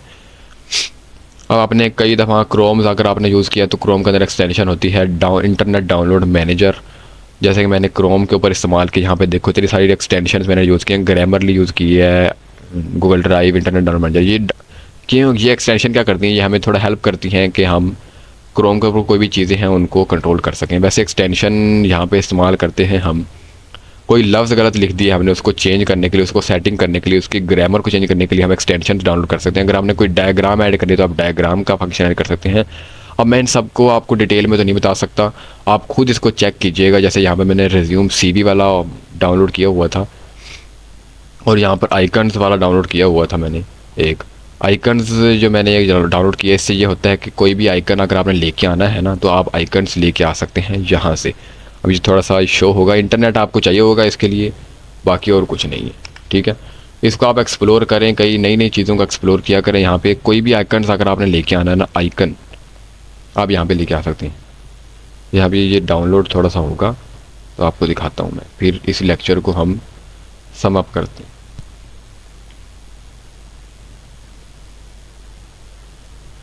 चलें यार, ये थोड़ा सा शायद लेट ले लेगा, हमें टाइम ज़ाया होगा हमारा। अब इसको एक्सप्लोर करना यार थोड़ा सा और ज़्यादा इसकी ना देखना, सारी एक्सटेंशंस को मैं ये नहीं कहूँगा कि आप सारी एक्सटेंशन को डाउनलोड कर लेना। अगर आप सारी एक्सटेंशन को डाउनलोड करेंगे तो आपका इंटरनेट, आपके जो PC के ऊपर बर्डन ज़्यादा पड़ेगा, आपका वर्ड जो है थोड़ा हैवी हो जाएगा, फिर आपका कंप्यूटर लैग ना करने लग जाए। इसलिए सिर्फ वही डाउनलोड करना जो आपके लिए ज़रूरी हो। इसको अनइंस्टॉल करना है तो अनइंस्टॉल भी कर सकते हैं आप, ठीक है। अब बस आपको इंटरनेट चाहिए होगा। अब लास्ट में मैंने आपको कहा था कि मैं फॉर्मेट पॉइंटर बताऊंगा आपको। फॉर्मेट पॉइंटर आपको नाम से ज़ाहिर हो रहा है यार, ये फॉर्मेट का मतलब होता है फॉर्मेटिंग। मैं चाहता हूँ कि ये फॉर्मेटिंग जो है ना, ये जो फॉर्मेटिंग मैंने की है ब्लू वाली, इस फॉर्मेटिंग को मैं इस पैराग्राफ के ऊपर इम्प्लीमेंट करना चाहता हूँ। अब मुझे नहीं पता इसके ऊपर कौन सी फॉर्मेटिंग हुई है, मैं इसको मैनुअली देखने लगूंगा तो मुझे देखना पड़ेगा इसके ऊपर। हाँ अच्छा ये हुआ है, मैनुअली नहीं देखना चाहता, मैं चाहता हूँ कि फॉर्मेट पॉइंटर हो, ठीक है। इसके ऊपर क्लिक किया जाए और फॉर्मेट पॉइंटर, इसके ऊपर क्लिक किया जाए और यहाँ पे आ जाइए। तो ये देखो, ये फॉर्मेट पॉइंटर ने क्या किया, इसकी फॉर्मेटिंग को इसके ऊपर इम्प्लीमेंट कर दिया। फॉर्मेट पॉइंटर करूँगा, इसके ऊपर क्लिक करूँगा और फॉर्मेट पॉइंटर कर इसके ऊपर क्लिक करूँगा तो ये दोबारा से अनफॉर्मेट होगा। क्यों हो गया अनफॉर्मेट? क्योंकि मैंने क्या किया है, मैंने कहा कि इसकी फॉर्मेटिंग को इस्तेमाल करो किसके ऊपर, इस मग के ऊपर। तो ये मग भी सही हो चुका है। तो ऐसे आप किसी भी फॉर्मेटिंग को किसी और के ऊपर इम्प्लीमेंट करना चाहते हैं तो आप कर सकते हैं। जैसे कि ये हेडिंग है, अब इसकी फॉर्मेटिंग पता नहीं क्या है, मैं फॉर्मेट के ऊपर क्लिक करूँगा, इसको सेलेक्ट करूँगा, दोबारा फॉर्मेट के ऊपर क्लिक करूँगा और उसके ऊपर लगा दूँगा मग के ऊपर, तो ये मग अब एक हेडिंग बन चुका है। तो ये फॉर्मेट पॉइंटर काम करता है इस तरीके से, ठीक है। तो आपको होम सेक्शन कम्प्लीटली क्लियर हो चुका होगा, कोई प्रॉब्लम नहीं होगी आपको। ज़्यादातर काम मेरे ख्याल से इस होम सेक्शन का ही है, मैं कहूँगा 40% काम जो है वो होम सेक्शन का ही है। ज़्यादातर लोग बस वर्ड को, जो बेसिक लोग यूज़ करते हैं ना वर्ड को, वो सिर्फ फॉर्मेटिंग के लिए इस्तेमाल करते हैं, ठीक है। बाकी ये इंसर्ट, कुछ पिक्चर्स को इंसर्ट करने के लिए इस्तेमाल कर लेते हैं। बाकी सारे ऑप्शन जो है वो एडवांस ऑप्शन, बाकी ये सारे ऑप्शन जो हैं ये एडवांस ऑप्शंस हैं, ये कई लोग जो प्रोफेशनल होते हैं वो इस्तेमाल करते हैं। होम सेक्शन हमारा क्लियर है, अगले लेक्चर में हम देखेंगे इंसर्ट के सेक्शंस को। चलें जी, बढ़ते हैं नेक्स्ट लेक्चर की तरफ। Welcome back guys, lecture number 3 में हम अब वर्ड खोलते हैं। सबसे पहले हम अब लेक्चर नंबर 3 में हम देखेंगे इंसर्ट सेक्शन को। इंसर्ट सेक्शन में हम पहले न्यू ब्लैक डॉक्यूमेंट बनाते हैं और आपको बताते हैं कि इंसर्ट सेक्शन में क्या क्या चीज़ें इंक्लूड होती हैं। और ये मेरे ख्याल से माइक्रोसॉफ्ट वर्ड का 30% जो है वो हिस्सा कवर करता है, ठीक है। यानी कि जो भी आप विजुअल अपीलिंग्स देखते हो, अगर आप किसी चीज़ को देखते हो और वो आपको अच्छी लग रही है तो ये समझ लेना कि वो इंसर्ट सेक्शन के ज़रिए बनाई गई है, ओके। टेक्स्ट को मैनिपुलेट करने के लिए हम फॉर्मेटिंग इस्तेमाल करते हैं और इसके अलावा विजुअल्स के अंदर तस्वीरें आ जाती हैं, वीडियोस आ जाती हैं और ग्राफिक्स आ जाते हैं। इन सब को मैनिपुलेट करने के लिए हम इंसर्ट सेक्शन का इस्तेमाल करते हैं। इंसर्ट सेक्शन के अंदर भी अगर हम डीप जाएं तो हम इलस्ट्रेशन का इस्तेमाल करते हैं, ठीक है। इंसर्ट सेक्शन के अंदर कई सारे जो है वो सेगमेंट्स बने हुए हैं। सबसे पहला पेजेस का सेक्शन है, टेबल्स है, इलस्ट्रेशन है, मीडिया है, लिंक्स है, कमेंट्स है, हेडर, फुटर, टेक्स्ट, सिंबल और नाउन। ये नाउन क्या है ये मैं आपको आगे वाली वीडियो में बताऊंगा। चलें हम शुरू करते हैं पेजेस वाले सेगमेंट को। पेजेस में 3 ऑप्शन दिए हुए, कवर पेज, ब्लैंक पेज और पेज ब्रेक। सबसे पहले बात करते हैं कवर पेज की। एग्जाम्पल देता हूँ मैं आपको आपने बुक्स देखी हैं, आपकी जो है वो बुक्स होती हैं, बुक्स में कवर पेज होता है जिस पे लिखा होता है कि इस बुक का ये फ़लाँ नेम है, इस बुक का ये फ़लाँ राइटर है और वगैरह वगैरह, इस बुक की ये फ़लाँ आउटलाइन है। तो वो कवर पेज वो बनाया जाता है इसके ज़रिए। वैसे तो कवर पेज ग्राफिक डिज़ाइनर बनाते होते हैं, ठीक है, लेकिन वर्ड के अंदर आप अपना अगर अपने लिए कोई बना रहे हैं प्रोजेक्ट तो आपके लिए ये इजी है कि आप इसका इस्तेमाल कर लें और कवर पेज बना लें। अगर आप कोई पुराना वर्जन यूज़ कर रहे हैं, अगर आपने वीडियो के पिछली वीडियो देख कर डाउनलोड नहीं किया तो फिर डाउनलोड कर ले, मैं कहूँगा, क्योंकि आपके सामने शायद ये ऑप्शंस इतने सारे जो है ये टेम्पलेट्स शायद ना आए पुराने वर्जन में, 2007 के स्पेशली वर्जन में। ये 2024 का वर्जन है तो शायद फ़र्क आ सकता है, या सेटिंग्स में भी कोई फ़र्क आ सकता है, इंटरफेस में फ़र्क आ सकता है। मैं कहूँगा 2024 का इंस्टॉल करना चाहिए। प्रीमियम लुक होता है, प्रीमियम लुक आपको पता है कितनी ज़्यादा इंपॉर्टेंट चीज़ होती है। आईफोन क्यों लेते हैं, आईफोन इसलिए लेते हैं ना, प्रीमियम लुक होता है उसका, ठीक है। तो यही बात है हर चीज़। चले, ये आपके सामने जो है ना थोड़े से वो टेम्पलेट्स दिखाए जा रहे हैं। इन टेम्पलेट्स का इस्तेमाल करके आप जो है वो कवर पेज बना सकते हैं। जैसे कि मैंने कवर पेज का ये टेम्पलेट इस्तेमाल कर, इसके ऊपर मैं बुक का नेम लिख दूंगा, हेडिंग लिख दूंगा, सारा कुछ लिख दूंगा। कोई और टेम्पलेट इस्तेमाल कर सकता हूँ मैं, मेरी मर्ज़ी है, मुझे मर्ज़ी टेम्पलेट इस्तेमाल करूँ, या आपके ऊपर डिपेंड करता है कि आप कौन सा टेम्पलेट इस्तेमाल करते हैं। 100 बातों की एक बात कहूँ तो भाई ये कवर पेज आप कवर पेज बनाने के लिए इस्तेमाल करते हैं, बुक का कवर पेज। अगर आप फ्रंट पेज बनाना चाहते हैं किसी भी बुक का या किसी भी असाइनमेंट का या किसी भी प्रोजेक्ट का तो आप बना सकते हैं इस चीज़ के द्वारा। उम्मीद है आपको क्लियर आ चुका होगा। इसके अलावा आप खुद का भी प्रोजेक्ट बना सकते हैं, यहाँ से देखें आप खुद भी बना सकते हैं और ज़्यादा आप लेके आ सकते हैं। ज़रूरी नहीं कि आप यही टेम्पलेट इस्तेमाल करें, आप office.com की ऑफिशियल वेबसाइट के ऊपर जाके और बना सकते हैं चीज़ें, ठीक है। चले आगे चलते हैं ब्लैंक पेज की तरफ। ब्लैंक पेज की तरफ।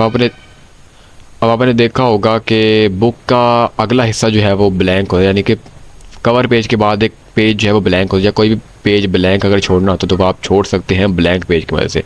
या यूँ कहो कि कोई भी अगर आपने पेज लेके आना है तो आप सिंपली ब्लैंक पेज का इस्तेमाल करके जितने मर्जी पेज ऐड करना चाहते हैं वो कर सकते हैं। नीचे देखें ये पेजेस लिखा हुआ है, एरो की तरफ देखें ये पेजेस लिखा हुआ, 5 पेजेस हो चुके हैं। ये देखो ये 6 पेजेस हो जाएंगे, ठीक है। ये ऐसे पेजेस आप इंसर्ट कर सकते हैं, जितने मर्जी चाहे पेजेस आप इंसर्ट कर सकते हैं। Ctrl+Z करके या फिर अंडो रीडो का इस्तेमाल करके आप इसको बैक करेंगे। चले जाके बात करते हैं, आगे है पेज ब्रेक। पेज ब्रेक नाम से जाहिर है कि ये पेज को तोड़ देता है और उसको 2 पेजेस में कन्वर्ट कर, यानी कि ये चीज़ है अगर इसको तोड़ना है तो आप तोड़ सकते हैं, लेकिन ये तो डॉक्यूमेंट एक टेम्पलेट ले लिए तो इसको तोड़ा जा नहीं सकता, क्योंकि यहाँ पर देखें पेज ब्रेक ऑप्शन काम नहीं कर रहा। पेज ब्रेक वैसे कोई भी इस्तेमाल नहीं करता, मैं कहूँगा आप भी इस्तेमाल ना करें। वैसे आपको बताने के लिए ज़रूरी था कि पेज ब्रेक एक पेज को तोड़ देता है, 2 हिस्सों में कन्वर्ट कर देता है ये पेजेस को, ठीक है। ये था सेक्शन जो आपको समझ आ चुका होगा, कोई इतनी रॉकेट साइंस नहीं है, आसान सी चीज़ है ये, ओके। कोई असाइनमेंट में पूछ सकता है कि भाई कवर पेज इंसर्ट करो, तो आप आपको पता होना चाहिए कि कवर पेज इंसर्ट कैसे होता है। प्रैक्टिस करेंगे तो आपको समझ आएगा कवर पेज है कहाँ, ठीक है। कहीं आप ऐसा ना हो कि वहाँ पर ढूंढते फिरें कि भाई कवर पेज कहाँ पर था, अच्छा मैंने पढ़ा था यहाँ पर कवर पेज था, तो आपको ज़ुबानी याद होनी चाहिए कि अच्छा इंसर्ट के अंदर यहाँ पर कवर पेज है, ज़ुबानी पता हो आपको, ओके। आगे बात करते हैं टेबल्स की। टेबल्स आपने इंसर्ट करने हैं तो आप इंसर्ट कर सकते हैं टेबल्स।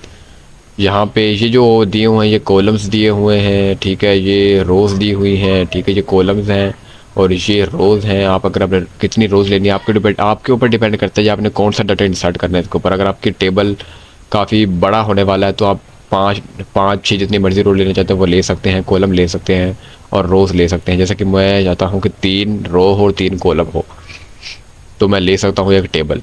ये टेबल आप ऐसे ड्रा कर सकते हैं। इसके अलावा दूसरा ड्रा करने का टेबल का तरीका है कि आप इस टेबल को मैनुअली इंसर्ट कर सकते हैं, यानी कि ये पूछेगा कितने रोज़ चाहिए आपको, कितनी कॉलम चाहिए आपको, तो आप उसको वैसे बता सकते हैं, ठीक है। और इसके अलावा तीसरा तरीका भी है टेबल को बनाने का, वो है ड्रा कर लो टेबल। आप टेबल को ड्रा कर लो कि भाई मुझे टेबल ऐसा चाहिए, मुझे ऐसा टेबल चाहिए, इसके दरमियान इतनी लकीरें चाहिए, इतने जो है वो सेगमेंट्स चाहिए, मुझे इतने सेगमेंट चाहिए। ये ऐसे आप ड्रा भी कर सकते हो टेबल को, ठीक है। टेबल को बनाने के आपको बता दिए मैंने तरीके। सबसे पहला तरीका आप सिंपली ऐसे बना लें ऑटोमेटिकली, दूसरा इंसर्ट कर लें, तीसरा आप ड्रा कर लें और चौथा है क्विक टेबल्स, यानी कि यहाँ पर आपके सामने कुछ जो है वो टेम्पलेट्स जो हो जाती है कि आप टेबल इस तरीके से भी इंसर्ट कर सकते हैं। जैसे कि मैं ये टेबल इंसर्ट कर जाता हूँ, ये इंसर्ट हो गया, ठीक है। तो आप ऐसे भी टेबल इंसर्ट कर सकते हैं। टेबल इंसर्ट करने के बाद जो सबसे बड़ी जो है वो प्रॉब्लम आती है ना, वो ये है कि आप टेबल की फॉर्मेटिंग कैसे करेंगे। ये देखें, ये टेबल इतना अच्छा नहीं लग रहा है। मैं एक टेबल लेता हूँ आपके सामने 3 रो का 3 कॉलम का। अब ये टेबल अच्छा नहीं लग रहा। इसकी फॉर्मेटिंग के लिए आप फॉर्मेटिंग ऑप्शन जो होम में मैंने आपको पढ़ाए थे, ये सारे फॉर्मेटिंग ऑप्शन इस्तेमाल करेंगे आप। इसके अलावा आप यहाँ पर टेबल के ऊपर क्लिक करेंगे ना, तो यहाँ पर 2 ऑप्शन एक्स्ट्रा खुल जाते हैं, टेबल डिज़ाइन का और टेबल लेआउट का। टेबल लेआउट की चीज़ें, जो सारी चीज़ें मैं आपको जो पढ़ाऊँगा ना, प्रैक्टिकल करके दिखाऊंगा, वो सारा कुछ यही लिखा हुआ है। आप इसको एक्सप्लोर करना, आपको समझ आ जाएगी। मैं जो पढ़ाऊंगा सारा कुछ वही चीज़ लिखी हुई है। वैसे आपको मैं रिवाइज़ करवा दूंगा यहाँ से। टेबल डिज़ाइन में दिया हुआ है कि टेबल का डिज़ाइन कैसा होना चाहिए, लुक फील कैसे होनी चाहिए। लुक, ये देखो यहाँ पे आप टेबल का डिज़ाइन आप सेलेक्ट कर सकते हैं। ये टेबल चाहिए मुझे, डिज़ाइन आप चेंज होता रहेगा, ठीक है। आप ये सिलेक्ट कर सकते हैं। इसके अलावा आप मैनुअली भी चेंज कर सकते हैं। इसका बैकग्राउंड चेंज कलर कर लें, जो मर्जी कर लें। डिज़ाइन आपके ऊपर डिपेंड करता है आप कैसा डिज़ाइन रखते हैं टेबल का। टेबल डिज़ाइन के ऊपर जाके सारे फंक्शंस देख लेना, आप कौन सा डिज़ाइन चाहिए आपको। बॉर्डर कौन सा चाहिए, शेडिंग, बैकग्राउंड कलर कौन सा चाहिए, बैकग्राउंड कलर होता है ये, ठीक है। तो यहाँ पर टेबल डिज़ाइन आप कुछ भी टेबल डिज़ाइन सेलेक्ट कर सकते हैं। अगर आप ऑटोमेटिक काम करना चाहते हैं तो आप टेबल डिज़ाइन सेलेक्ट करें, लेकिन आप मैनुअल करना चाहते हैं तो आप कुछ भी कर सकते हैं। देखिए, मैं एक टेबल डिज़ाइन बनाता हूँ यहाँ पर, और उसको खुद ब खुद मैनुअल डिज़ाइन करूँगा। कैसे करूँगा, बैकग्राउंड कलर चेंज कर दूँगा, फॉर्मेटिंग कर दूँगा, वगैरह वगैरह कर दूँगा, ठीक है। जब टेबल के ऊपर क्लिक करते हैं तो आपके सामने टेबल लेआउट का ऑप्शन आता है। इसमें सारा कुछ वही लिखा हुआ है, जहाँ पर लिखा हुआ है कि भाई आप टेबल को कैसे इंसर्ट करें। यानी कि आपने एक टेबल है, इसके नीचे आप चाहते हैं कि एक और टेबल आ जाए, तो आप लेके आ सकते हैं इंसर्ट अबव के ज़रिए। इंसर्ट अबव मतलब ऊपर टेबल आ जाएगा, और यह है इंसर्ट बिलो, नीचे आ जाएगा। इंसर्ट राइट, इंसर्ट लेफ्ट, ऐसे आप टेबल्स बना सकते हैं, जितने चाहें आप बना सकते हैं, ठीक है। टेबल सेल को इंसर्ट कर सकते हैं। इसके अलावा आप ड्रा करके टेबल बना सकते हैं। कोई आपके लिए जो है वो प्रॉब्लम नहीं है। आप कई सारे तरीके हैं आपको टेबल बनाने के लिए, ठीक है। जब ये फॉर्मेटिंग में वही लिखा हुआ है टेबल लेआउट का, कि आप टेबल बना सकते हैं। टेबल को डिलीट करना है तो डिलीट भी कर सकते हैं। टेबल को ड्रा करना है, प्रॉपर्टी, सारा कुछ वही चीज़ें हैं। और हाइट विड्थ का मतलब ये होता है कि आपने इसको टेबल को बड़ा करना है तो आप इस ऐसे बड़ा कर सकते हैं। इन्हों बाद बंद कर दे, निकल जाए तेनों, तेनों कह रहे हैं मैं। मेरे कमरे जाके बैठ।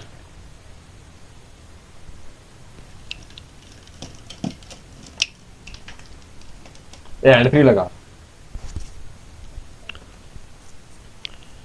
तो आप हाइट विड्थ को जो है वो ऐसे कंट्रोल कर सकते हैं। अगर आप मैनुअली लिखना चाहते हैं तो आप लिख सकते हैं। अगर आप ज़्यादा पढ़े लिखे हैं तो आप इसको ऐसे लिख सकते हैं भाई कि मुझे जो है वो 4 जितना भी इंच का है जो भी है ये कर सकते हैं, ठीक है। ये तो ज़्यादा बड़ा हो गया, चेक करो। मुझे खुद नहीं पता इस चीज़ का। मैंने मैनुअली किया ही नहीं, मैंने बस ऐसे ये ऐसे ड्रैग करके करता हूँ, तो बस ड्रैग करके ही करता हूँ। कभी मुझे अगर बड़ा टेबल चाहिए तो मैं इसको ड्रैग करके थोड़ा बड़ा कर लेता हूँ। तो ड्रैग एंड ड्रॉप ही करता हूँ मैं, तो मैं कॉपी पेस्ट करता हूँ ज़्यादातर। बाकी आगे जो है वो ये सारी फॉर्मेटिंग मेरे ख्याल से इतनी इंपॉर्टेंट नहीं है, क्योंकि यही फॉर्मेटिंग जो आपको यहाँ पर भी मिल जाती है। देखें, ये अलाइनमेंट चाहिए, अलाइनमेंट आपको यहाँ पर मिल जाती है। फ़ॉन्ट चाहिए, बोल्ड चाहिए, कलर चाहिए, जो भी चाहिए वो आपको यहाँ पर मिल जाएगा। बस यही था। टेबल डिज़ाइन आप सेलेक्ट कर सकते हैं। वो टेबल डिज़ाइन आपके ऊपर डिपेंड करता है, आप चाहते हैं टेबल डिज़ाइन हो या ना हो, ठीक है। तो ये था टेबल। अगर आप प्रैक्टिस करेंगे तो ये आपको आएगा, ऐसे देखने से कुछ नहीं आएगा। साथ प्रैक्टिस कीजिएगा। असाइनमेंट में आपको एंड में दे दूंगा, कोई 2-3 आपको सोर्स बता दूंगा कि असाइनमेंट आपने कहाँ से लेनी है। आपको एंड में चैट जीपीटी का इस्तेमाल बता दूंगा कि चैट जीपीटी का इस्तेमाल करके आप कितनी क्या क्या कुछ नहीं कर सकते। थोड़ा बहुत चैट जीपीटी का ओवरव्यू दे दूंगा आपको, ताकि आप चैट जीपीटी का रोज़मर्रा ज़िंदगी में इस्तेमाल कर पाएँ अपने लिए, ठीक है। चलें, टेबल्स हो गया। आगे ये सारी चीज़ें, ये स्क्रीन शॉट, ये चार्ट, ये स्मार्ट आर्ट, ये 3D model, icon, shape, picture, सारी चीज़ें हम इंसर्ट करते होते हैं। पहले हम पिक्चर इंसर्ट करते हैं। पिक्चर इंसर्ट करने के लिए हम डिवाइस ले सकते हैं या नेट के ऊपर जा सकते हैं। जिसको स्टॉक इमेज में नेट के ऊपर चला जाएगा ये, और दिस डिवाइस मतलब डिवाइस के ऊपर जो इमेज होगी ये वो सिलेक्ट करके हमें दे देगा। डिवाइस के ऊपर इमेज मेरी पड़ी है, कोई भी पड़ी है, ये सिलेक्ट कर लेता हूँ मैं। अब इसको मैं ड्रैग एंड ड्रॉप करके साइज़ को छोटा कर सकता हूँ। यही चीज़ सेम यहाँ पर मैनुअल में हाइट और विड्थ में भी दी हुई है। देखो ऊपर देखो, हाइट और विड्थ में दी हुई है। आपको ड्रैग एंड ड्रॉप करना चाहिए, बल्कि जाके ना कि मैनुअल करना चाहिए, लिखना चाहिए। आप इसको बड़ा छोटा ऐसे कर सकते हैं, ठीक है। छोटा बड़ा जितना करना चाहें वो कर सकते हैं। आपके ऊपर डिपेंड करता है आप कैसा दिखाना चाहते हैं इसको।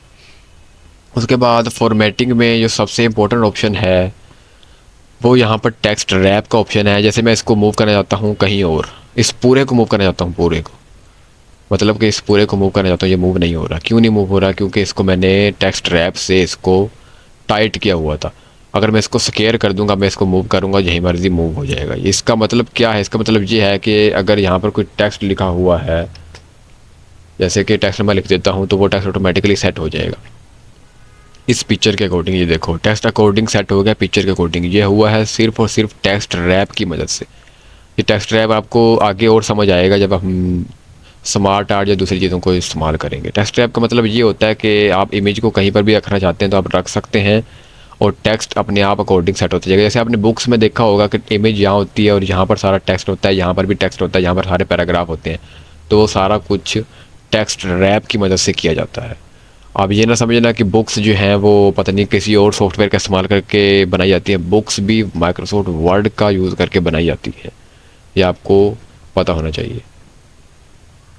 ठीक है, चले अब आगे हम बात करते हैं कि हम इमेज को कैसे और इन्हांस कर सकते हैं।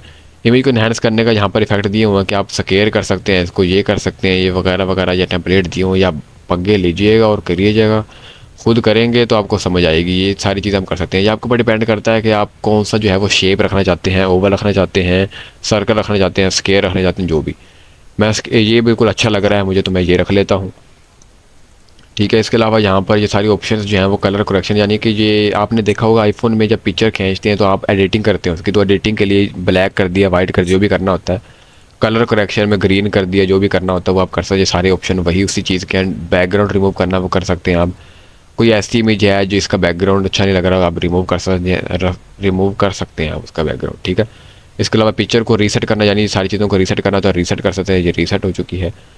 कंट्रोल जी करके अंडू कर देता हूँ क्योंकि मुझे ये इमेज सही लग रही है मेरे ख्याल से।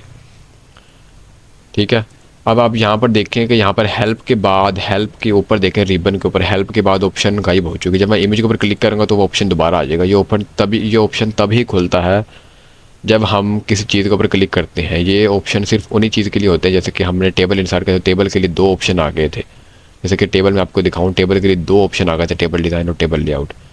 वैसे ही इमेज के लिए एक ऑप्शन आ गया। ऐसे ही एक और चीज़ों के लिए भी अलग अलग ऑप्शन आ सकते हैं उनकी फॉर्मेटिंग के लिए। ओके, तो आप उनको एक्सप्लोर करेंगे तो समझ आ जाएगी। ये इतना मुश्किल नहीं होता, ये सारे लेआउट्स होते हैं, डिज़ाइन होते हैं। तो ये था इमेज को डिज़ाइन करने का तरीका। और भी जो है वो आगे ऑप्शन ये दिए हुए हैं। पोजीशन है, पोजीशन आप सेट कर सकते हैं। पोजीशन कहाँ चाहिए, टॉप पे चाहिए, एंड पे चाहिए, सारी पोजीशन दी हुई है। पोजीशन आप मैनुअली जो है वो कर सकते हैं। कैसे कर सकते हैं, इसको ड्रैग एंड ड्रॉप करके करें। ड्रैग एंड ड्रॉप के कहाँ रखना है वहाँ रख लें। ज़रूरी नहीं है कि आप यहीं से पोजीशन सेलेक्ट करके करें, आप ड्रैग करें, ड्रॉप करें, जहाँ आपको अच्छा लगता है वहाँ पर करें आप। तो ये सीन है इस चीज़ का। ओके, आगे बढ़ते हैं हम अपने शेप्स के बारे में। शेप्स जैसे पिक्चर है वैसे ही शेप है। शेप आपने देखा होगा नर्सरी क्लास के बच्चे या कोई बच्चे हो, कोई ऐसी चीज़ें होती हैं जिसको आप शेप्स का इस्तेमाल करके बनाते होते हैं। जैसे कि आपने कोई 8 लिखना है, कोई चीज़ लिखनी है, यहाँ पर इसके ऊपर कोई चीज़ लिखनी है ना, आप लिख सकते हैं। जैसे कि यहाँ पर लिखता हूँ मैं 8। अब 8 को इसको बड़ा करना है। 8 को कैसे बड़ा करेंगे, इसको बड़ा करने के लिए हम होम के अंदर जो फॉर्मेटिंग है, टेक्स्ट को फॉर्मेट करने के लिए हम यही फॉर्मेटिंग का टूल इस्तेमाल करेंगे। ये याद रखना है आपने। ठीक है, इसको छोटा करेंगे, इसको और ज़्यादा फॉर्मेटिंग हम कर सकते हैं, और ज़्यादा कलर लगा सकते हैं, जो मर्जी लगा सकते हैं। बाकी ये जो शेप बनी हुई है, शेप को क्लिक करेंगे तो शेप की फॉर्मेटिंग आ जाएगी। इसके ऊपर हम क्लिक करके शेप की फॉर्मेटिंग सेलेक्ट कर सकते हैं, जो मर्जी ब्लैक वाइट जो चाहते हैं आप वो कर सकते हैं। आउटलाइन कौन सी चाहिए, शेप कौन सा चाहिए, इफेक्ट कौन सा होना चाहिए, सारा आप सेलेक्ट कर सकते हैं। ठीक है, वैसे ये असाइनमेंट में ज़्यादातर पूछा नहीं जाता किसी से भी। चले आगे चलते हैं। शेप्स का भी पता चल गया आपको। ये सारे वही चीज़ें लिखी हुई, टेक्स्ट रैप मतलब स्केयर करेंगे तो आप इसको मूव कर सकते हैं कहीं पर भी। ठीक है, मूव करके कहीं पर भी रख सकते हैं और टेक्स्ट इसके अकॉर्डिंग खुद ब खुद सेट होता रहेगा। आगे चलते हैं हम आइकन्स के ऊपर। आइकन्स अगर आपने इंसर्ट करा तो आइकन इंसर्ट कर सकते हैं, नेट के ऊपर जाके आइकन ले सकते हैं। ठीक है, जैसे मैंने पिछली वीडियो में आपको दिखाया था कि मैंने एक्सटेंशन का यूज़ करके आइकन इंसर्ट किए थे, वैसे आप यहाँ से भी आइकन इंसर्ट कर सकते हैं। कोई भी आइकन चाहिए आपको इंसर्ट कर सकते हैं। जैसे मुझे एप्पल का चाहिए, इंसर्ट करूँगा, ये डाउनलोड होगा और ये इंसर्ट हो जाएगा। यहाँ पर ये डाउनलोड होगा और ये देखो ये इंसर्ट। इसका अब ज़रूरी नहीं है कि ये ब्लैक कलर ही रहेगा इसका। अब यहाँ पर ये देखो ये मूव नहीं हो रहा। मूव पता क्यों नहीं हो रहा, यहाँ पर इसकी टेक्स्ट रैपिंग मैंने सेलेक्ट करनी पड़ेगी। ये साथ ही ऑप्शन आ गया है टेक्स्ट रैपिंग का, इसको मैं कह देता हूँ कि भाई ये मूव होना चाहिए, टाइट नहीं होना चाहिए, स्केयर होना चाहिए। अब ये मूव होगा, जहाँ मर्जी ले जाऊँगा। वैसे इसका कलर आप चेंज कर सकते हैं, कलर आप जो मर्जी रखेंगे, कोई प्रॉब्लम नहीं है। ये देखो यहाँ पर ग्राफिक्स का फॉर्मेट सेक्शन खुल चुका है और यहाँ पे आप कलर चेंज करना चाहते हैं वो कर सकते हैं। वैसे मैं चाहता हूँ कि इसका कलर जो है वो वाइट हो जाए तो वाइट हो गया कलर। ठीक है, कर सकते हैं। आइकन्स, शेप्स हो गई, पिक्चर्स हो गई, टेबल्स हो गई, इनका एक अलग सेक्शन जो है वो खुलता होता है, आपको ये पता होना चाहिए। इन इसमें सेक्शन में मैं सम अप करूँ तो आपको बताऊँ ना समरी इन सब की, यही है कि ये सारी फॉर्मेटिंग करते हैं कि आप फॉर्मेटिंग कर सकते हैं। फॉर्मेटिंग आपको कभी कभी ज़रूरत नहीं भी पड़ती, ठीक है। इन सब की ज़रूरत नहीं है कि आप टेबल डिज़ाइन के ऊपर फॉर्मेटिंग जाके करें, आपको सादा भी डिज़ाइन काम चल जाएगा, ठीक है, अगर आपने असाइनमेंट बना लिया तो। आप बेसिक, मैं कहता हूँ बेसिक आप अगर करना चाहते हैं तो आपके लिए बिल्कुल परफेक्ट है। बस आप फॉर्मेटिंग के ऊपर जाइए ना, टेबल लेआउट के ऊपर जाइए ना, इस चीज़ को आप देखेंगे तो आपका दिमाग घूम जाएगा ये क्या चीज़ें हैं। फिर आप बस ड्रैग एंड ड्रॉप करके अगर आप बड़ा करना है तो बड़ा कर लें इसको, ठीक है। और इसके अलावा इंसर्ट में शेप्स होगी, पिक्चर्स होगी, आइकन्स होगी, आप पंगे लेके करना चाहते हो तो कर लें, वो अलग बात है आपके ऊपर। वैसे इंसर्ट करना आपको बता दिया कि इंसर्ट कैसे करना है आपने। और एक इंपॉर्टेंट सेटिंग आपको बता दी है मैंने कि जब इंसर्ट करते तो यहाँ पर एक ऑप्शन आता है ये चीज़ वाला लेआउट का, इसको ड्रैग एंड ड्रॉप करने के लिए आपको इसको स्क्वायर पे कन्वर्ट करना पड़ेगा या टाइल पे कन्वर्ट करना पड़ेगा, ठीक है। बस ये आपने याद रखना है और कुछ भी नहीं। ये लो, ये ऊपर ही आ गया। इसके आगे चलते हैं 3D मॉडल्स के ऊपर। 3D मॉडल्स वो होते हैं कि आपने देखा होगा कि 3D एनिमेशन नहीं होते, वो होते हैं 3D एनिमेशन। आप इसको नेट के ऊपर से भी लेके आ सकते हैं, स्टॉक 3D मॉडल्स। जैसे सेल बायोलॉजी का अगर आपने कोई असाइनमेंट बनानी है तो आप बना सकते हैं 3D मॉडल का इस्तेमाल करके, हार्ट को इसके अंदर लेके आ सकते हैं आप। यहाँ पर कई सारे, आप इसको एक्सप्लोर करें। ये 2024 के वर्जन में, ये 2021 के वर्जन में शायद आया है, 2007 का वर्जन में नहीं होगा ये। मैं आपको अगेन कह रहा हूँ डाउनलोड कर लेना उसको, फ्री में डाउनलोड होता है, कोई इतनी मुश्किल बात नहीं है। बायोलॉजी का अगर आप चाहते हैं कि मैं लेके आऊँ कोई भी 3D मॉडल, तो मैं आपके सामने लेकर हार्ट का लेके आता हूँ। जैसे इतने सारे बायोलॉजी के 3D मॉडल्स हैं तो आप लेके आ सकते हैं यहाँ से। ये ना विजुअली अपीलिंग लगते हैं, लोगों को अच्छा लगता है, इंसानों को देखा। अब आप खुद ही सोचें ना कि आपके सामने कोई असाइनमेंट आई है और आपने उसके अंदर एक 3D मॉडल वीडियो की शक्ल में आपके सामने आ रहा है कोई चीज़, तो आपको कितनी विजुअली अपीलिंग लगेगी। जैसे कि ये हार्ट मैंने अब ड्रैग किया यहाँ पर, देखो ये अब एनिमेट हो रहा है आपके सामने, कितना अच्छा लग रहा है ये, ठीक है। तो यही है, इट्स ऑल अबाउट यू। बस आप जो करना चाहते हैं वो कर सकते हैं। आप, आपके ऊपर डिपेंड करता है कि आप कौन सी असाइनमेंट बना रहे हैं, कैसे असाइनमेंट बना रहे हैं। आपको बस मैंने बताना था, रास्ता देना था कि 3D मॉडल्स आप इतने सारे, इसमें बहुत ज़्यादा चीज़ें हैं 3D मॉडल्स में। मैं कहता हूँ हर चीज़ के ऊपर है, आप सर्च कर सकते हैं। आप इंसानों के ऊपर कोई भी चीज़ है, जो चीज़ लाना चाहते हैं वो चीज़ आप ला सकते हैं इसके ऊपर, ठीक है। इसमें कोई प्रॉब्लम नहीं। 3D शेप्स ला सकते हैं आप, 3D शेप आप कोई भी ला सकते हैं। यहाँ से देखिए मैं लेके आता हूँ 3D शेप, ये लें, ये चलें, ये ले आता हूँ 3D शेप, ये ले, ये 3D शेप आ चुकी है। 3 डिमेंशनल शेप होती है ये, इसको मूव करके आप जैसे मर्जी करना चाहें कर सकते हैं, ठीक है, मूव भी हो जाता है ये।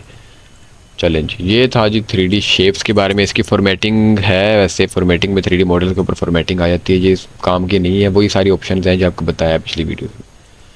आगे इंसर्ट को पे जाते हैं दोबारा से, वो आगे है स्मार्ट आर्ट।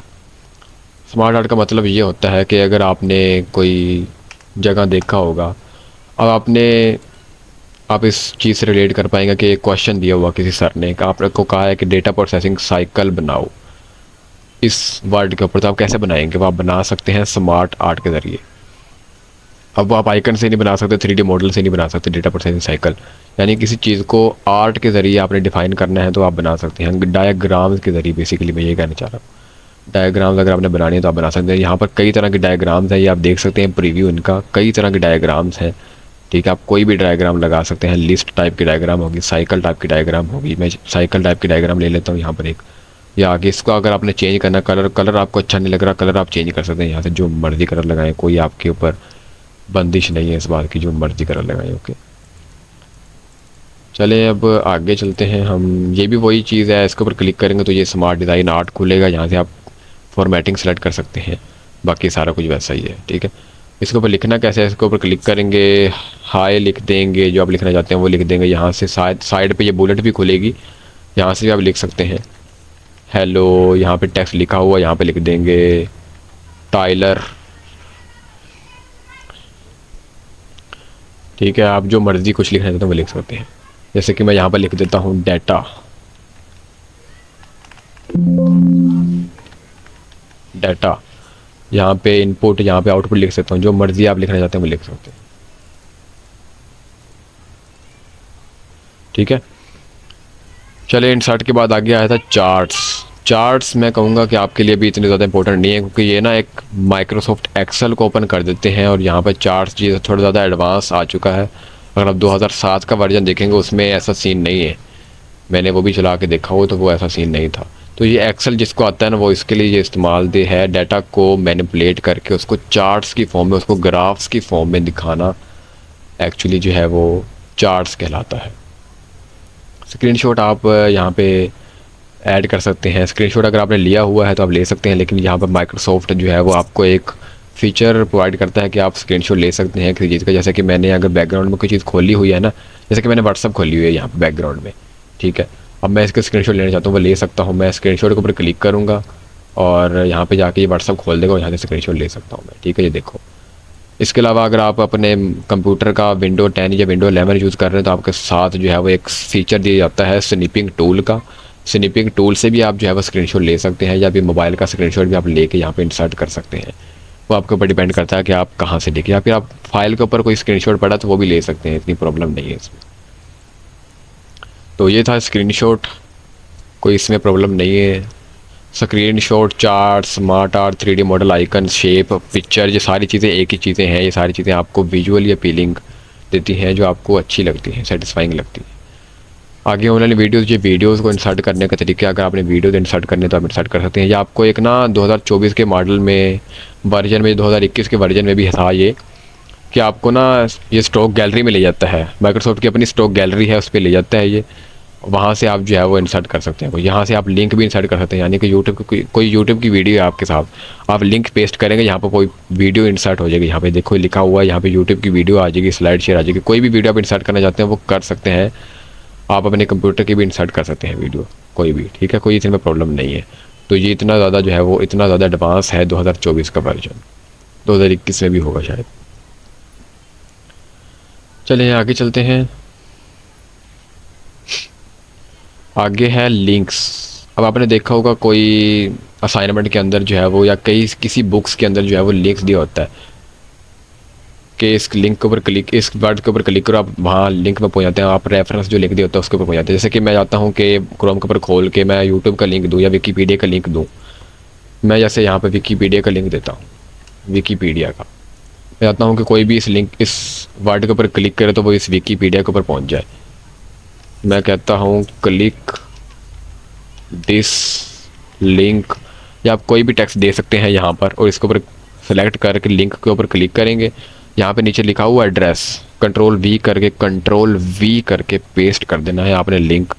तो ये अब ये लिंक बन चुका है। लिंक कैसे बन चुका है पता लगा है आपको, क्योंकि इसके नीचे अंडरलाइन आ चुका है। जब किसी टेक्स्ट के नीचे अंडरलाइन आ जाए और वो ब्लू हो जाए टेक्स्ट, तो वो एक लिंक बन जाता है, ये आपको पता होना चाहिए। अब कीबोर्ड का कंट्रोल टाइप करके आप इसके ऊपर क्लिक करेंगे ना, जैसे मैंने कंट्रोल टाइप नहीं किया तो यहाँ पर देखो एरो जो है वो आई बना हुआ है अभी। जैसे मैं कंट्रोल टाइप करूँगा ना तो यहाँ पर ये एक हाथ की शक्ल में आ चुका है, क्योंकि ये अभी एक लिंक के ऊपर क्लिक करेगा। ऊपर लिखा भी है कंट्रोल+क्लिक टू फॉलो द लिंक। अब इसके ऊपर कंट्रोल+ क्लिक करूँगा तो ये लिंक के ऊपर ले जाएगा मुझे, ठीक है। तो आप ऐसे किसी भी लिंक्स को ऐड अगर करना है आपने तो आप लिंक को ऐड कर सकते हैं। लिंक बहुत ज़्यादा इंपॉर्टेंट है, सर आपसे पूछ सकते हैं कि लिंक कैसे ऐड करें। चलिए आगे चलते हैं। आगे अब बुक मार्क्स हैं और क्रॉस रेफरेंस है। इसकी मेरे ख्याल से ज़रूरत नहीं है, ये भी लिंक की तरह ही होते हैं, लेकिन इसकी मैंने कभी यूज़ नहीं किया और ना ही किसी लोगों को यूज़ करने की ज़रूरत पड़ी है, ना मैंने कभी यूज़ किया इसको। तो आपको भी यूज़ करने की ज़रूरत नहीं पड़ेगी, ना ही कोई पूछेगा आपसे कि बुक के मार्क क्या होते हैं, क्रॉस रेफरेंस क्या होते हैं।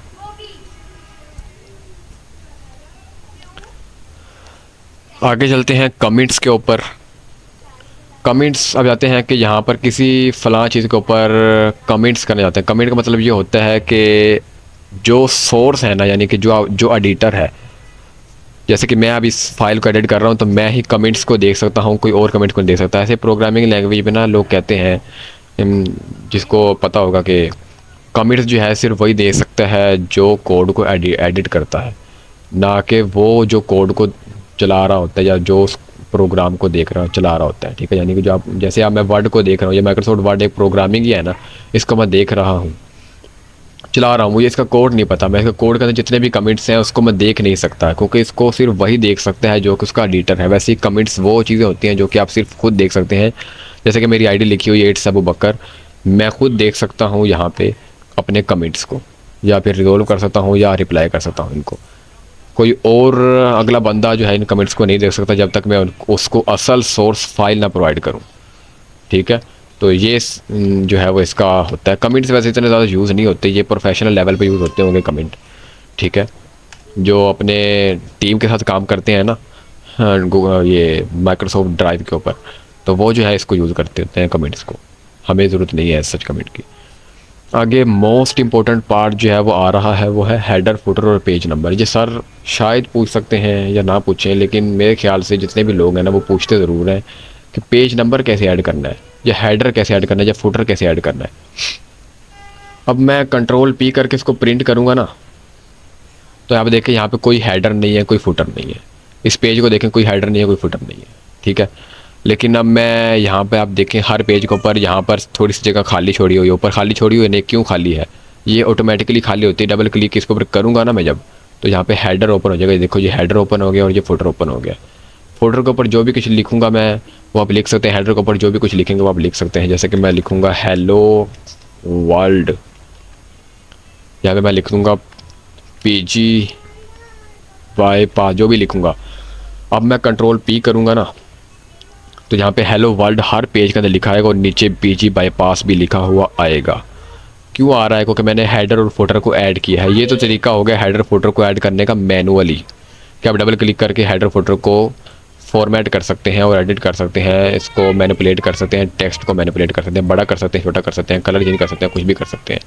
ठीक है, दूसरा तरीका जो है वो हेडर फुटर को एडिट करने का है, वो है यहाँ पर हेडर फुटर एक सेक्शन के अंदर। यहाँ पे आपको टेम्पलेट्स मिल जाते हैं हेडर फुटर के लिए। जैसे मैं ये टेम्पलेट करता हूँ कॉपी, तो ये टेम्पलेट आ चुकी है। ठीक है, जैसे मैं यहाँ पर काइलर लिखता हूँ, जो भी लिख रहा हूँ, कंट्रोल पी। रोटी ओ वाओ, खीरे ले आमा, रखो इधर रखो। खीरे ले आमा। हाँ ले आ।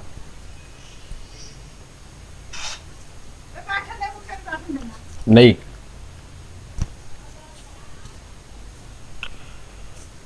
जैसे कि मैंने कंट्रोल पी किया तो यहाँ पर हेडर नज़र आ रहा है और यहाँ पर फुटर नज़र आ रहा है, जो मैंने फुटर लिखा था।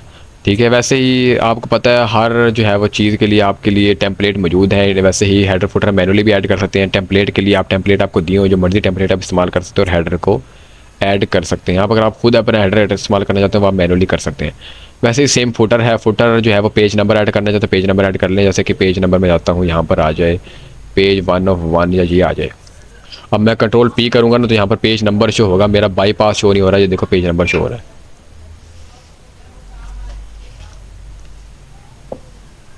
चाह ले आमा। चाह नहीं, पानी ले आवा, चाह बात पी।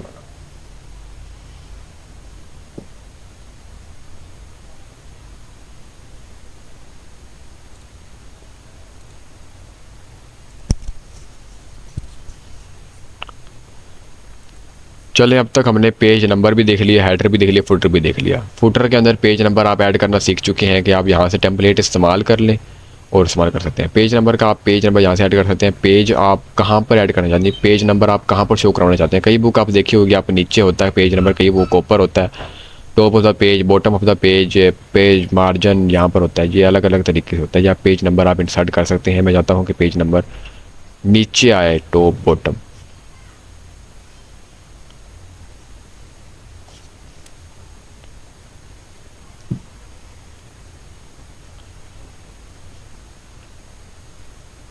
तो ये पेज नंबर नीचे ही आएगा, क्योंकि मेरे हाथ में कंट्रोल है। मैं कह रहा हूँ कि बॉटम में पेज नंबर ये बॉटम कॉर्नर पे आना चाहिए। देखो पेज नंबर 4 है और ये बॉटम कॉर्नर पे आ रहा है। ठीक है, तो मैंने टेम्पलेट का इस्तेमाल करके इसको ऐड किया है। वैसे मैनुअली भी कर सकता था मैं, तो ये ऐसे मैनुअली भी कर सकते हैं, पेज नंबर से भी ऐड कर सकते हैं। हेडर भी क्लियर है आपको, फुटर भी क्लियर है आपको, और पेज नंबर भी आपको क्लियर हो चुका है। ये इंपॉर्टेंट चीज़ें होती हैं जो आप देखें, आप बुक्स बना रहे हैं, कोई बुक एडिट कर रहे हैं, बुक के अंदर आपको पेज नंबर तो चाहिए होगा, तो पेज नंबर आप पहले ही ऐड कर दिया करें।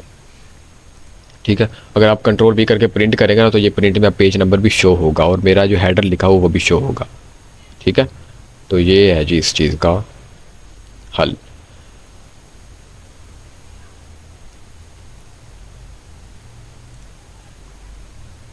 बात करते हैं कि टेक्स्ट बॉक्स जो होता है इसको आप इंसर्ट कैसे करेंगे और इसका यूज़ क्या होता है।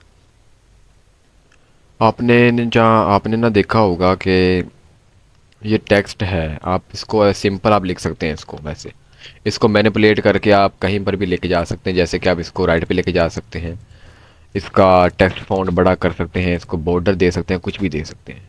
ठीक है, लेकिन अब इसको ड्रैग और ड्रॉप नहीं कर सकते आप। इसको आप जो है वो इस बॉर्डर को थोड़ा और यहाँ पर नहीं कर सकते आप, या इसको मतलब मूव नहीं कर सकते आप। टेक्स्ट बॉक्स यही चीज़ आपको जो है प्रोवाइड करता है, जैसे कि शेप्स चीज़ें होती हैं, सारी चीज़ें होती हैं, इनको आप मूव कर सकते हैं ना कहीं पर भी। वैसे टेक्स्ट बॉक्स आप कोई ऐसी चीज़ आते हैं, यानी कि आप स्टिकी नोट्स समझ सकते हैं, जैसे कि आप किताबों के अंदर स्टिकी नोट्स लगाते हैं ना, वैसे ये टेक्स्ट बॉक्स होते हैं जो आप इस्तेमाल कर सकते हैं, जिनको आप रिमूव भी कर सकते हैं, उनको एडिट भी कर सकते हैं। यहाँ पर कुछ टेम्पलेट्स दी हुई हैं, टेम्पलेट्स का आप इस्तेमाल करना मैं चाहता हूँ कि आप इस्तेमाल करें इन टेम्पलेट्स को, थोड़ा रिव्यू करना इनका, ताकि आपको पता चले कि ये किस लिए इस्तेमाल होता है। ब्लैंक पेज इंसर्ट करता हूँ मैं एक, ताकि आपको समझा सकूँ टेक्स्ट बॉक्स क्या होता है। टेक्स्ट बॉक्स के ऊपर क्लिक करेंगे, यहाँ पर सिंपल नीचे लिखा हुआ है ड्रा टेक्स्ट बॉक्स। आपको हमेशा ड्रा ही करना पड़ेगा टेक्स्ट बॉक्स, ना कि आप टेम्पलेट लेके आएँ। ज़रूरी नहीं कि ये टेम्पलेट ही लेके आते हैं आप हर बार, आप ड्रा करते हैं, आप चाहते हैं कि यहाँ पर एक टेक्स्ट बॉक्स आ जाए ऐसा। ठीक है, तो आप लेके आ सकते, सर्कल आ जाए या कोई और भी शेप जो है वो आप ले आ जाते हैं, वो लेके आ सकते हैं। तो यहाँ पे रेटिंग है इसकी, फॉर्मेटिंग आ रही है इसकी, बैकग्राउंड कलर चाहिए ब्लैक। मैं जो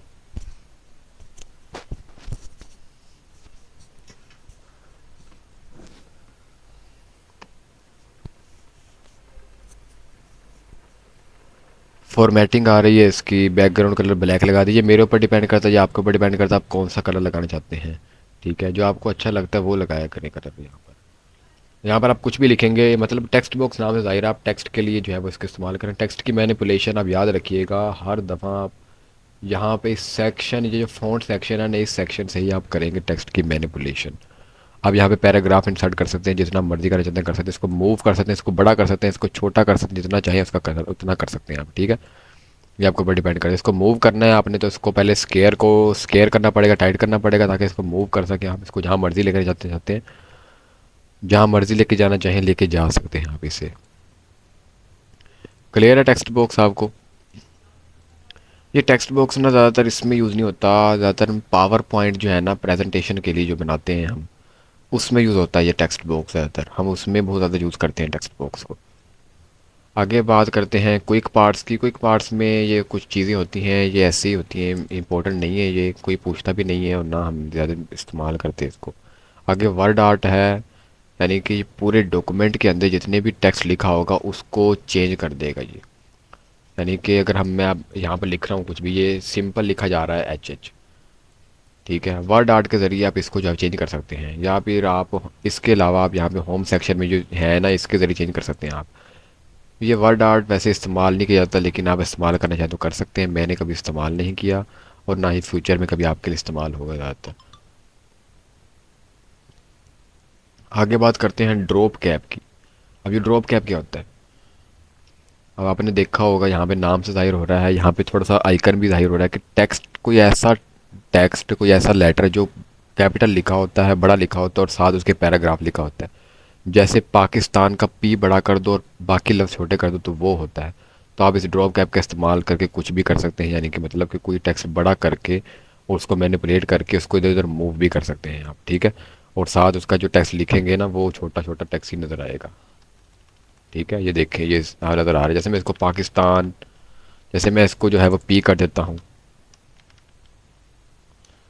ये पी हो गया है, बाकी पाकिस्तान ऐसे अकेला लिख देते हैं आप,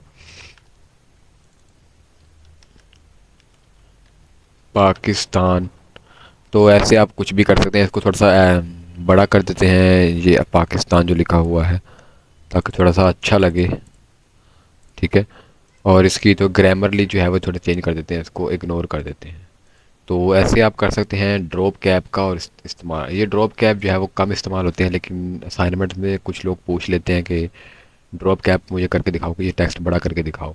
तो आप ऐसे कर सकते हैं। ठीक है, किसी टेक्स्ट को बड़ा करना है तो आप ऐसे भी कर सकते हैं। इसके अलावा दूसरे तरीका आपको पता है मैनुअल कैसे करना होता है। मैनुअल करने के लिए सेलेक्ट करेंगे और उसको टेक्स्ट को जितना मर्जी बड़ा कर लो, इसमें कौन सा बड़ी प्रॉब्लम है।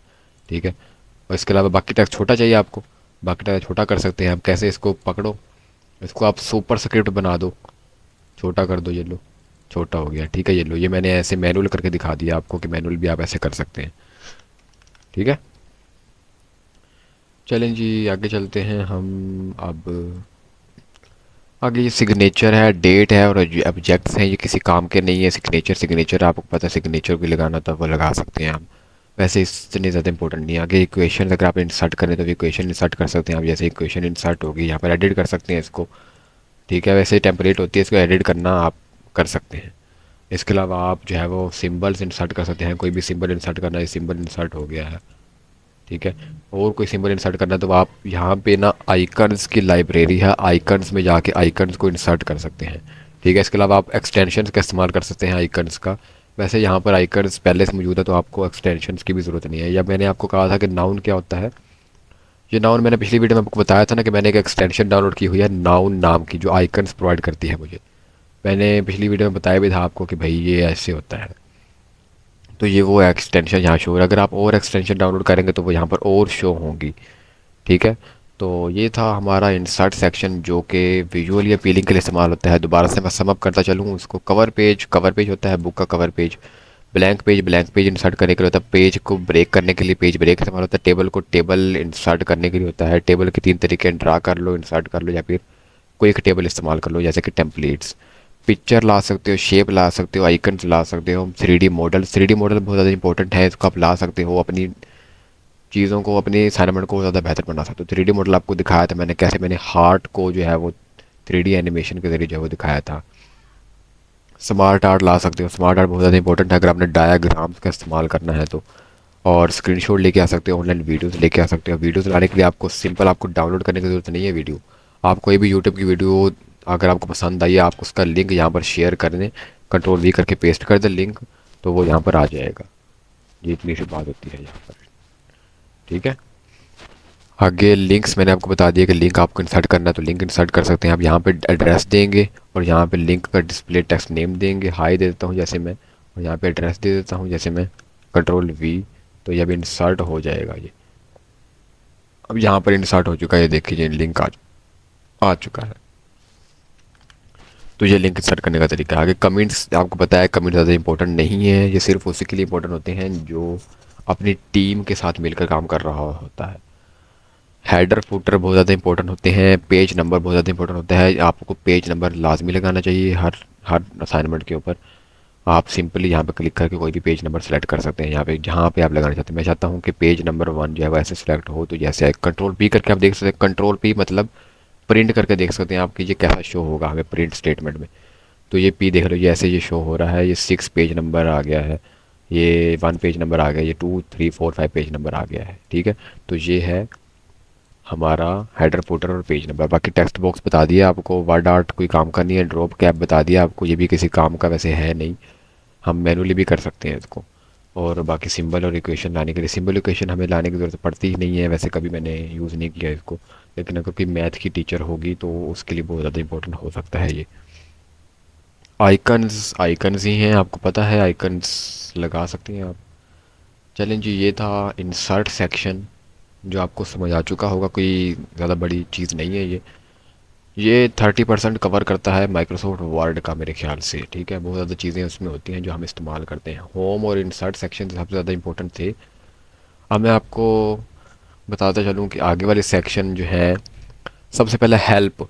हेल्प में आपको फीडबैक यानी कि ऑफिस की जो ऑफिशियल वेबसाइट है उसके ऊपर जाके आप सपोर्ट ले सकते हैं। आप जान सकते हैं कि भाई इसका कोई प्रॉब्लम है तो इसको कैसे सोल्व करना है, या आप इसकी डॉक्यूमेंटेशन पढ़ना चाहते हैं तो आप पढ़ सकते हैं इसके ज़रिए। शो ट्रेनिंग यानी अगर आप चाहते हैं कि मुझे माइक्रोसॉफ्ट वर्ड सीखना है तो आप शो ट्रेनिंग के ऊपर क्लिक करके ट्रेनिंग सेमिनार्स अटेंड कर सकते हैं, यानी कि सीख सकते हैं आप।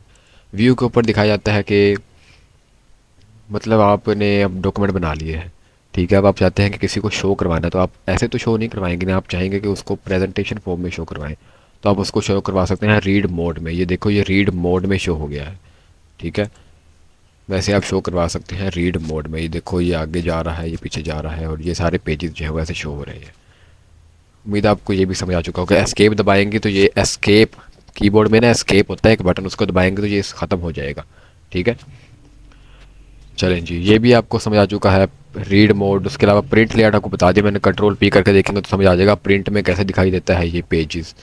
तो ये प्रिंट में दिखाई दे रहे हैं। बाकी वेब लेआउट भी है। वेब लेआउट में देखेंगे कि अगर आप वेबसाइट के ऊपर देखेंगे इस चीज़ को, अगर आप इस पेज को कन्वर्ट करते हैं वेबसाइट में, कोडिंग में कन्वर्ट करते हैं, तो वो कैसे दिखाई देगा, तो वो देख सकते हैं आप। बेसिकली ये व्यू में आपको वही दिखाया जाता है कि आप किस चीज़ में देखना चाहते हैं।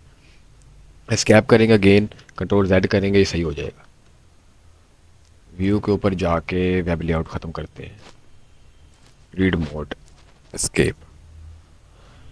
ठीक है, तो ये था जी हमारा व्यू सेक्शन। व्यू सेक्शन में और भी चीज़ें हैं, इसको हमारे लिए ख्याल से पढ़ने की ज़रूरत नहीं है, लेकिन एक ऑप्शन जो है वो इम्पोर्टेंट है, वो मैं आपको बताता चलूँ। अगर कोई अंधा है जिसको समझ नहीं आता कि मतलब कोई आँखों की जिसकी रोशनी नहीं है, वो चाहता है कि मैं कोई चीज़ सुनूं, तो वो इम्प्रेसिव रीडनेस का इस्तेमाल करता है। यानी कि कोई पैराग्राफ यहाँ पर लिखा हुआ, आप चाहते हैं कि मैं पढ़ूँ ना, मुझे सुनाई दे, तो यहाँ पे AI बेस्ड सिस्टम जो है वो आपको पढ़ के सुनाएगा यहाँ पे क्या लिखा हुआ है। ठीक है, यहाँ पे कंटिन्यू करेंगे ना आप, टेक्स्ट स्पेसिंग सारा कुछ ये आपको बता देगा कि भाई कैसे पढ़ना है। ठीक है, तो ये आप एक्सप्लोर करेंगे, आपको समझ आ जाएगा। वैसे ये इस काम का बहुत कम लोग इस्तेमाल यूज़ करते हैं, कोई सिर्फ उसके लिए है जिसको पढ़ने का शौक़ नहीं है, सिर्फ सुनने का शौक़ है। बाकी यहाँ पर स्लाइड टू स्लाइड वर्टिकल ये सारे ऑप्शंस हैं, किसी काम के मेरे ख्याल से नहीं है अभी बेसिक के लिए तो नहीं है, एडवांस में तो फिर आपको पता है वो एडवांस अलग चीज़ होती है। लेकिन ये प्रोडक्टिविटी के लिए ज़्यादा इस्तेमाल होते हैं। अगर आपको प्रोडक्टिव रहना है तो आप इन चीज़ों का इस्तेमाल कर सकते हैं। ठीक है, अगर आप मैनुअली कोई चीज़ करेंगे तो आप वो अलग बात है। फिर अगर आप इन ऑप्शन का इस्तेमाल करेंगे तो आप ज़्यादा जो है वो इन्हेंस कर सकते हैं अपने आप में और अपने वर्ड के एक्सपीरियंस को। आगे चलते हैं रिव्यू का। रिव्यू में जो है वो इतनी ज़्यादा चीज़ें जो है वो सारी एडवांस चीज़ें हैं। मुझे लगता है कि ये कोई भी असाइनमेंट में पूछता नहीं है, ना ही किसी ने पूछे हैं। ये स्पेलिंग करेक्शन होती है कि आप स्पेलिंग चेक करते हैं, कोई चीज़ मैंने गलत लिखी, जैसे मैंने लिख दिया कि भाई यहाँ पर ये, अब नीचे यहाँ पर लाइन आ जाएगी, रेड रेड लाइन क्यों है, क्योंकि मैंने ये स्पेलिंग करेक्शन गलत लिखी है। इसको आप ऑटोमेटिकली यहाँ से भी सही कर सकते हैं, वैसे आप स्पेलिंग और ग्रामर में भी सही कर सकते हैं इसको। बाकी वर्ड काउंट है, ये भी आप देख सकते हैं कितने पेजेस लिखे हैं मैंने, कितने वर्ड लिखे हैं मैंने, कितने स्पेसेस हैं, ये सारा कुछ आप जो है वो एनालिटिक्स देख सकते हैं यहाँ से। रीड अलाउड आपको वही सेम फंक्शन व्यू में जो आता है वही सेम फंक्शन है ये। और भी सारी चीज़ें हैं, ये आप आसान सी हैं, अगर आपको कंप्यूटर चलाना आता है तो आपको समझ आता होगा कि ये सारी चीज़ें क्या हैं। ट्रांसलेट करने का तरीका है, सारी चीज़ें वही है, मुश्किल नहीं है ये। जो मुश्किल चीज़ें थी वो मैंने कवर कर दी हैं। रिव्यू में आप देख लेना, कोई मुश्किल बात नहीं है, ये तो ऐसी प्रोडक्टिविटी टिप्स है बस। मेलिंग में अगर आप किसी टीम के साथ काम कर रहे हैं तो फिर आपके लिए ये सेक्शन इंपॉर्टेंट होता है, वैसे किसी काम का सेक्शन नहीं है ये मेरे ख्याल से। मेलिंग के लिए आप कोई टीम के साथ इस्तेमाल करते हैं ना, कोई कई सारी टीम मिलके जो है वो एक चीज़ को बना रही है, एक डॉक्यूमेंट को बना रही है। जैसे कोडिंग में कहते हैं कि पूरी सारे जो है वो पूरे टीम मिलकर जो है वो एक प्रोजेक्ट के ऊपर काम कर रही है, तो वो वैसे ही इसके ऊपर काम कर रही है अगर कोई, तो हम मेलिंग का इस्तेमाल करते हैं। ओके, जैसे कोडिंग में गिट और गिटहब का इस्तेमाल करते होते हैं, वैसे यहाँ पर रेफरेंस का भी वैसे ही है। ये सारा कुछ आप पढ़ लीजिएगा, समझ लीजिएगा, पंगे लीजिएगा, और कुछ ना समझ आए तो चैट जीपीटी का इस्तेमाल मैं आपको बताता हूँ थोड़ी एंड में कि आप कैसे इस्तेमाल करेंगे उसको, फिर आप इस चीज़ों को आसानी से समझ लेंगे। ये भी मैंने जो है वो, मेरे तो किसी काम का नहीं है, ना मैंने कभी यूज़ किया इसको, वैसे ये प्रोडक्टिविटी के लिए इस्तेमाल हो सकता है। आगे है लेआउट। लेआउट सबसे ज़्यादा इंपॉर्टेंट है, जो मुझे सबसे पहले बताना चाहिए था आपको, लेकिन मैंने आपको नहीं बताया क्योंकि मैं आपको स्टेप बाय स्टेप लेके जाना चाहता था। चलो लेआउट्स के बारे में अब आपको बताते हैं। आप कोई भी असाइनमेंट है ना, सबसे पहले सर या कोई भी जो है वो पूछेगा ना, वो कहे, वो लेआउट के बारे में पूछेगा आपसे। वो कहेगा कि भाई जो आप पेज इस्तेमाल कर रहे हो, वो पेज की डिमेंशंस क्या है, वो पेज का साइज़ क्या है, ये बताओ। तो आप देखा होगा आपने, कोई पेज लैंडस्केप होते हैं, कोई पेज पोर्ट्रेट होते हैं। आप फोटो स्टेट की दुकान पे जाते हैं, फोटो स्टेट की दुकान पर पेजेस जो है वो पोर्ट्रेट होते हैं, कोई लैंडस्केप पेजेस भी होते हैं। तो उन पेजेस को हम बना सकते हैं। ये आपके ऊपर डिपेंड करता है कि आप कौन सी प्रेजेंटेशन बना रहे हैं। अगर आप पोर्ट्रेट भी बना रहे हैं तो आप बना सकते हैं। यहाँ पे कुछ चीज़ें इंपॉर्टेंट है जो मैं आपको बताऊँगा। सबसे पहला है मार्जिन। नैरो लाइन मार्जिन, यानी कि कोई टेक्स्ट है, ये साइड पे मार्जिन होता है, ये साइड पे ये मार्जिन, एरो के ऊपर ध्यान दें, ये साइड पे मार्जिन होता है। ये मार्जिन अगर ज़्यादा करना चाहते हैं तो आप मार्जिन को नॉर्मल रखेंगे तो ये मार्जिन ज़्यादा हो जाएगा। वैसे नैरो करेंगे, मॉडरेट करेंगे, वाइड करेंगे तो ये और हो जाएगा। ठीक है, ये देखो, ये बिल्कुल मैं आप कर देता हूँ मिरर्ड में, ऑफिस 2023 में। ये नॉर्मली रखते होते हैं ज़्यादातर लोग, इसको ज़्यादा नहीं करते।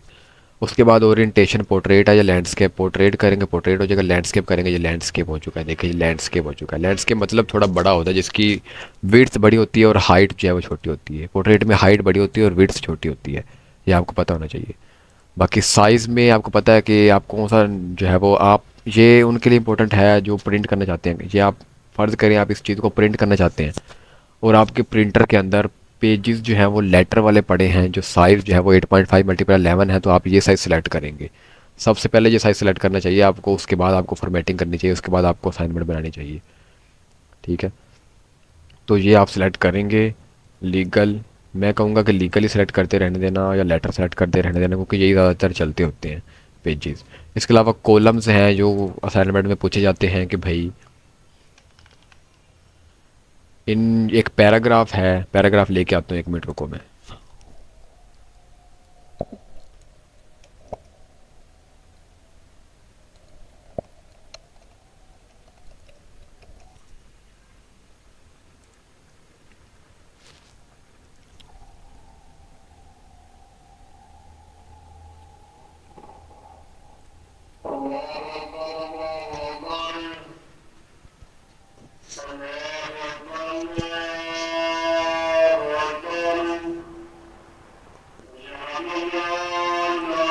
हम आप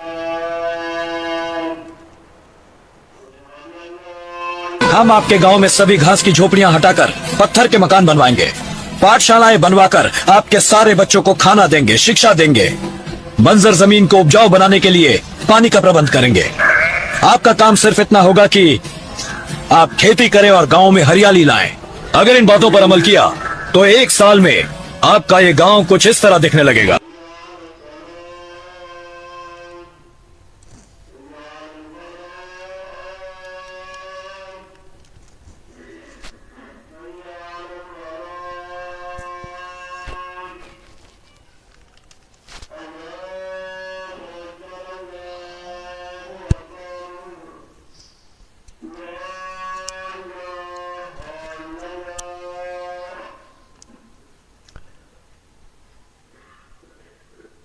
अब ये पैराग्राफ मैंने इंसर्ट कर दिया है। अब कॉलम का मतलब आपको समझाता हूँ कि कॉलम क्यों होती है।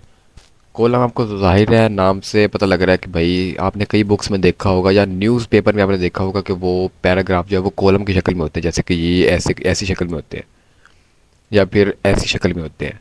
देखा है ना आपने? तो ऐसे करने के लिए आप पैराग्राफ को पैराग्राफ्स में कन्वर्ट, कॉलम्स में कन्वर्ट कर सकते हैं। तो ये कॉलम फंक्शन इसलिए काम करता है। ठीक है, या आप ऐसे कर सकते हैं। इसके अलावा ये 2 3 कॉलम्स और इसकी अलाइनमेंट भी सेट कर सकते हैं जो नीचे लिखा हुआ है।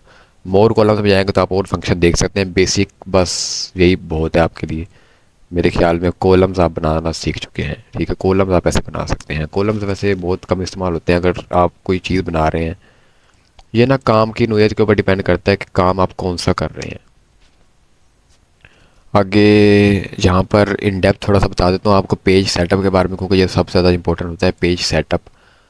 सबसे पहले आप जब कोई भी फाइल बनाना चाहते हैं, सबसे पहले फ़र्ज़ करो आपने फ़ाइल बना ली भाई असाइनमेंट नंबर 1 की, तो आप सबसे पहले पेज सेटअप में आकर ये चीज़ ओपन करेंगे। जो मैं सेटिंग कर रहा हूँ ये आपने सेटिंग लाजमी करनी होती है। उसके बाद आप अपनी असाइनमेंट बनाना शुरू कीजिएगा। टॉप लेफ्ट का बॉटम ये 1 1 रखा, सारा कुछ 1 1 रखिएगा। ठीक है, ठीक है। अब असाइनमेंट जो है अगर आपको कोई देता है और वो कहता है कि भाई मार्जिन जो है वो टॉप का 1 होना चाहिए, बॉटम का लेफ्ट होना चाहिए, वो पूछेगा मार्जिन लिखो, तो मार्जिन यहाँ पर होते हैं। वो कहेगा मार्जिन 1 होना चाहिए, बॉटम का ये होना चाहिए, लेफ्ट का ये होना चाहिए, राइट का ये होना चाहिए, गटर ये होना चाहिए, पोजीशन ये होनी चाहिए, और पोर्ट्रेट होना चाहिए। नॉर्मल जो है वो मिरर मार्जिन होना चाहिए। दिस सेक्शन पेपर के लेआउट में जाके ये लीगल होना चाहिए और जो ओके होना चाहिए। बस ये सारी सेटिंग आपको लाजमी करनी चाहिए। अभी मैं आपको असाइनमेंट बना के दिखाऊंगा कि एक असाइनमेंट जो है वो कैसे दिखाई देती है। कोई भी आपसे क्वेश्चन पूछेगा तो वो कैसे कैसे क्वेश्चन पूछ सकते हैं, आपको हल करने का तरीका आना चाहिए। और मैं आपको सोर्स भी बताऊंगा कि आप असाइनमेंट कहाँ से ले सकते हैं और आप खुद प्रैक्टिस कैसे कर सकते हैं। तो यही था इसमें। बाकी एक डिज़ाइन रह गया है। डिज़ाइन में ये किसी काम का नहीं मेरे ख्याल से। आप ये थीम सेलेक्ट कर सकते हैं। ये थीम हो गया, ये देखो ये थीम जो है वो होते हैं। ये ज़्यादा थीम ना हम इस्तेमाल करते हैं पावर पॉइंट में, इसमें इस्तेमाल नहीं करते। तो थीम के लिए आपको जो है वो इसको यूज़ करने की ज़रूरत नहीं है। वैसे अगर आपने वाटर मार्क लगाना है तो वाटर मार्क आप यहाँ पे ऐड कर सकते हैं। वाटर मार्क जैसे यहाँ पे ऐड करना हो तो वाटर मार्क ऑप्शन है यहाँ पर।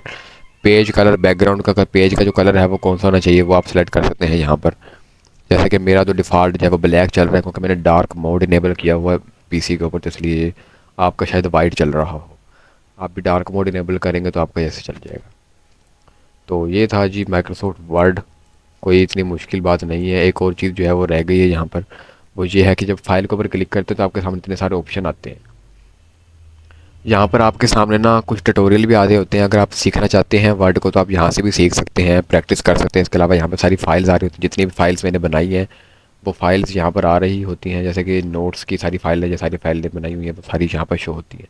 अगर न्यू फाइल बनाने तो न्यू फाइल बना सकते हैं, ब्लैंक डॉक्यूमेंट, या फिर कोई भी आप यहाँ पे टेम्पलेट लेना चाहते हैं टेम्पलेट भी ले सकते हैं। जैसे कि मैं चाहता हूँ ये टेम्पलेट ले लूँगा बोल्ड रिज्यूमे वाली, तो ये टेम्पलेट मैं यूज़ कर सकता हूँ। आप टेम्पलेट्स का इस्तेमाल कर सकते हैं। जैसे कि कोई आता है अपनी रिज्यूमे बनाना, रिज्यूमे का आपको नहीं पता तो रिज्यूमे एक बिज़नेस कार्ड होता है। जैसे कि कोई भी बिज़नेस कंपनी का अपना कार्ड होता है ना, वैसे आपका खुद का कार्ड होता है, आपकी डिटेल्स लिखी होती है उसके ऊपर। जैसे सीवी होती है ना, ये सीवी को रिज्यूमे कहते होते हैं, ठीक है। तो ये था, आप इससे रिज्यूमे बना सकते हैं। मैं कहूँगा रिज्यूमे बनाना शुरू करें, आप बनाएं, कुछ भी प्रैक्टिस करें। अब आपको हम माइक्रोसॉफ्ट वर्ड का तो आपको पता चल चुका है, क्लोज़ करते हैं इसको। अब हम चलते हैं चैट जीपीटी के ऊपर, और उससे हमने असाइनमेंट कैसे करवानी है, और असाइनमेंट जो है वो कैसे टॉपिक लेने हैं उससे, और असाइनमेंट का जो है वो क्वेश्चन कैसे लेने हैं वो हम देखेंगे। हम उसको माइक्रोसॉफ्ट वर्ड के साथ कैसे इंटीग्रेट करके इस्तेमाल कर सकते हैं ये देखेंगे। चैट जीपीटी खोलनी है आपने, साइन इन कर देना है आपने, और कुछ भी नहीं करना है। इसका साइन इन करेंगे तो अच्छा रहेगा, आपका सारा डाटा इसके ऊपर रहेगा, अच्छी बात होती है इसके लिए। अब चैट जीपीटी से आपने कहना है कि भाई MS वर्ड की असाइनमेंट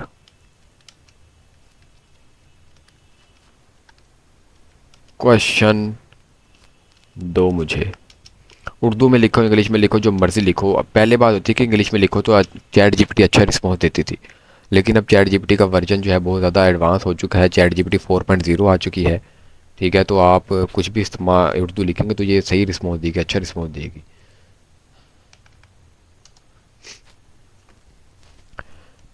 ये लें जी। अब सर आपको जो है वो एक असाइनमेंट दे सकते हैं। अब आपने देखा होगा कि कोई भी असाइनमेंट, मैं आपको वेबसाइट के ऊपर जाके भी एक असाइनमेंट दिखाऊंगा कि असाइनमेंट कैसे दिखाई देती है। अभी दिखा देता हूँ, ये लो असाइनमेंट क्वेश्चन MS वर्ड। वैसे मैं तो चैट जीपीटी इस्तेमाल करता हूँ, आप भी चैट जीपीटी का यूज़ करें। ये देखें यहाँ पर आपको ना एक पैरा, ये देखें आपको ना यहाँ पर एक पैराग्राफ दिया जा रहा है। वो कह रहे हैं कि पैराग्राफ है, इसके ऊपर आपने ये सारी सेटिंग्स अप्लाई करनी है। अब ये सारी सेटिंग अप्लाई अब छोड़ें आप, मैं चैट जीपीटी ने भी यही कहा है कि भाई मैं आपको एक पैराग्राफ दे रही हूँ, ये देखो ये पैराग्राफ दिया हुआ है, ठीक है। और वो कह रही है कि ये सारी सेटिंग अप्लाई करनी है आपने। क्या कह रही है? वो कह रही है कि पेज साइज़ जो है वो A4 होना चाहिए। पेज साइज़ A4 का मतलब क्या है, मैं आपको बताता हूँ पेज साइज़ A4 का मतलब क्या है। वर्ड खोलता हूँ मैं, आपको असाइनमेंट करवा रहा हूँ मैं अब, ठीक है। वो ये फाइनल सेशन है हमारा, प्रैक्टिस में जाएंगे। ये कुछ भी लिखा हो, ये मेरी एक असाइनमेंट थी जो भी था ये, ठीक है, ये लिखा हुआ है। अब वो कह रहा है, चैट जीपीटी कह रही है कि भाई आपके सामने एक पैराग्राफ है, ठीक है, ये वाला एक पैराग्राफ है। जब मैं कॉपी करता हूँ, यहाँ से आपको टाइप करना चाहिए बल्कि कॉपी नहीं करना चाहिए, लेकिन मैं तो यहाँ पे कॉपी कर रहा हूँ। वैसे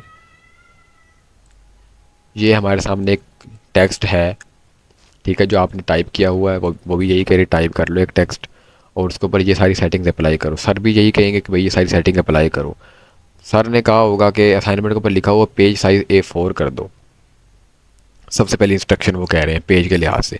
आपने लेआउट के ऊपर जाना है, पेज साइज़ के ऊपर जाना है। पेज साइज़ पता कहाँ है? ये देखो, ये साइज़ लिखा हुआ है, आपको बताया था कि पेज साइज़ सबसे पहले पेज होता है A4, ये लिखा हुआ A4, यहाँ पे लीगल लेटर सारा कुछ है। यहाँ पर A4 नज़र आ रहा है, A4 कर देना है। A4 कर दिया, पहली सेटिंग अप्लाई होगी हमारी, ओके। अब वो कह रही है कि मार्जिन जो है वो 1 इंच का हो जाना चाहिए ऑल साइड से। मार्जिन कहाँ मिलेगा? अब हमने इन डेप्थ में जाना है इसकी पेज सेटिंग की, और यहाँ पे मार्जिन लिखा हुआ, मार्जिन वो कह रहे हैं कि चारों साइडों के एक एक जो है वो इंच हो जाना चाहिए। तो 1 1 इंच ही है हमारा ऑलरेडी, तो हम ओके कर देंगे। दूसरी सेटिंग भी अप्लाई हो चुकी है हमारी। और वो कह रही है और ओरिएंटेशन पोर्ट्रेट कर दो और कवर पेज जो है वो लगा दो, यानी कवर पेज भी होना चाहिए आपको और इसके अलावा ओरिएंटेशन को पोर्ट्रेट कर दो। ओरिएंटेशन पोर्ट्रेट ही है हमारी ऑलरेडी। और कवर पेज आपको पता है कहाँ पर मिलेगा, इंसर्ट के ऊपर जाके कवर पेज के ऊपर जाके यहाँ पे आपको कवर पेज मिलेगा। कवर पेज में लगा देता हूँ ये वाला, ये कवर पेज लग गया है। इसको आप एडिट कर लें, करना चाहें तो, ना करना चाहें तो बस ना करें। आपसे जो पूछा जा रहा है सिर्फ वही करना चाहिए आपको वैसे तो। उसके बाद अब अगली बात है, अगली बात जो है वो असाइनमेंट में पूछी जा रही है कि जो आपने पैराग्राफ लिखा है ना, उसके ऊपर फ़ॉन्ट स्टाइल जो है, फ़ॉन्ट स्टाइल मतलब कि फ़ॉन्ट फैमिली जो है वो टाइम्स न्यू रोमन लगा दो या फिर कैलिबरी लगा दो। यानी कैलिबरी या टाइम्स न्यू रोमन एक फ़ॉन्ट फैमिली है, वो लगा दो। टाइम्स न्यू रोमन आप सर्च करेंगे तो यहाँ पर आ गया जो है, सिलेक्ट करेंगे इसको और यहाँ पर टाइम्स न्यू रोमन लगा देंगे। तो ये देखो मेरा टाइम्स न्यू रोमन लग चुका है, ये भी हो गया है। अब अगला काम वो कह रहे हैं कि भाई हेडिंग और सब हेडिंग का इस्तेमाल करो और उनके स्टाइलिंग ऐड करो। मैंने हेडिंग और सब हेडिंग इस्तेमाल रेडी की हुई है, हेडिंग है, ये सब हेडिंग है, एक्सेट्रा एक्सेट्रा, ठीक है। इसके अलावा वो कह रहे हैं कि अलाइनमेंट जो है वो जस्टिफाई कर दो। मैंने ऑलरेडी जस्टिफाई की हुई है अलाइनमेंट, जस्टिफाई कर देते हैं। ये जस्टिफाई होगी अलाइनमेंट, यहाँ पे जस्टिफाई अलाइनमेंट होता है। ऐसे और भी सारी चीज़ें जो है वो यहाँ पर कही जा रही हैं कि ये करो ये करो ये करो। ऐसे आप चैट जीपीटी से कह सकते हैं कि भाई मुझे एक छोटी सी क्विक असाइनमेंट दो। मैंने उसे कहा कि भाई मुझे इतनी बड़ी असाइनमेंट नहीं चाहिए, मुझे सिर्फ छोटी सी असाइनमेंट चाहिए। तो वो कह रही है कि भाई ये लो, ये लिख लो। वो कह रही है कि फ़ॉन्ट स्टाइल कैलिबरी कर दो, साइज़ 12 कर दो। साइज़ 12 मतलब अब यहाँ पर असाइनमेंट में ये लिखा होगा साइज़ 12 कर दो, फ़ॉन्ट स्टाइल जो है वो ये कर दो। तो आपको पता होना चाहिए साइज़, अच्छा साइज़ टेक्स्ट का साइज़ होता है, 12 कर दिया, ठीक है। फ़ॉन्ट साइज़ कैलिबरी कर दिया, ठीक है, हो गया कैलिबरी। इसके अलावा और बताओ। इसके अलावा वो कह रही है हेडिंग को बोल्ड कर दो, हेडिंग ऑलरेडी बोल्ड है। सेंटेंस जो है right 4-5 sentence under heading, heading के नीचे 4-5 सेंटेंस मेरे ऑलरेडी लिखे हुए हैं। फॉर्मेट द पैराग्राफ 1 पर लाइन स्पेसिंग, अब लाइन स्पेसिंग यहाँ पर दिया हुआ 1.5 15। लाइन स्पेसिंग मतलब लाइन हाइट, लाइन हाइट यहाँ पर आपको दिया हुआ लाइन हाइट 1.115 कर दो। जो लाइन हाइट आपकी सेट हो चुकी है, तो ये है लाइन हाइट। अब आपको समरी दूं तो इस बात की ये समरी है कि जितनी सारी चीज़ें आप इसको सबको एक्सप्लोर करें और सबको पता होना चाहिए कि ये चीज़ पूछी जा रही है और ये चीज़ का ये सोल्यूशन। अगर आपको कोई कहे तो भाई इस टेक्स्ट के ऊपर बॉर्डर लगा दो, आपको पता होना चाहिए कि बॉर्डर यहाँ पर है और बॉर्डर ऐसे लगाते होते हैं, ठीक है। आपसे कुछ भी पूछा जा सकता है, ठीक है। चलें जी, ये था असाइनमेंट का। असाइनमेंट आपको बस ओवरव्यू देना था कि असाइनमेंट कैसे किस तरह की हो सकती है, आपसे क्या क्या पूछा जा सकता है असाइनमेंट के अंदर। बस ये पूछा जाएगा और कुछ नहीं पूछा जाएगा। मेरे ख्याल से जो यूनिवर्सिटी का माहौल है उसमें तो बहुत ज़्यादा आसान चीज़ पूछी जाती है। तो आप सर तो आपसे कुछ भी नहीं पूछेंगे मेरे ख्याल से, बहुत कम चीज़ें पूछेंगे। सर ने आपसे ये कह देना कि टेक्स्ट बॉक्स इंसर्ट कर दो, तो आप टेक्स्ट बॉक्स इंसर्ट कर देना, ड्रा करके ये लो, यहाँ पे टेक्स्ट बॉक्स इंसर्ट होगा, ये लो, ठीक है। तो ये था माइक्रोसॉफ्ट ऑफिस का बेसिक क्रैश कोर्स।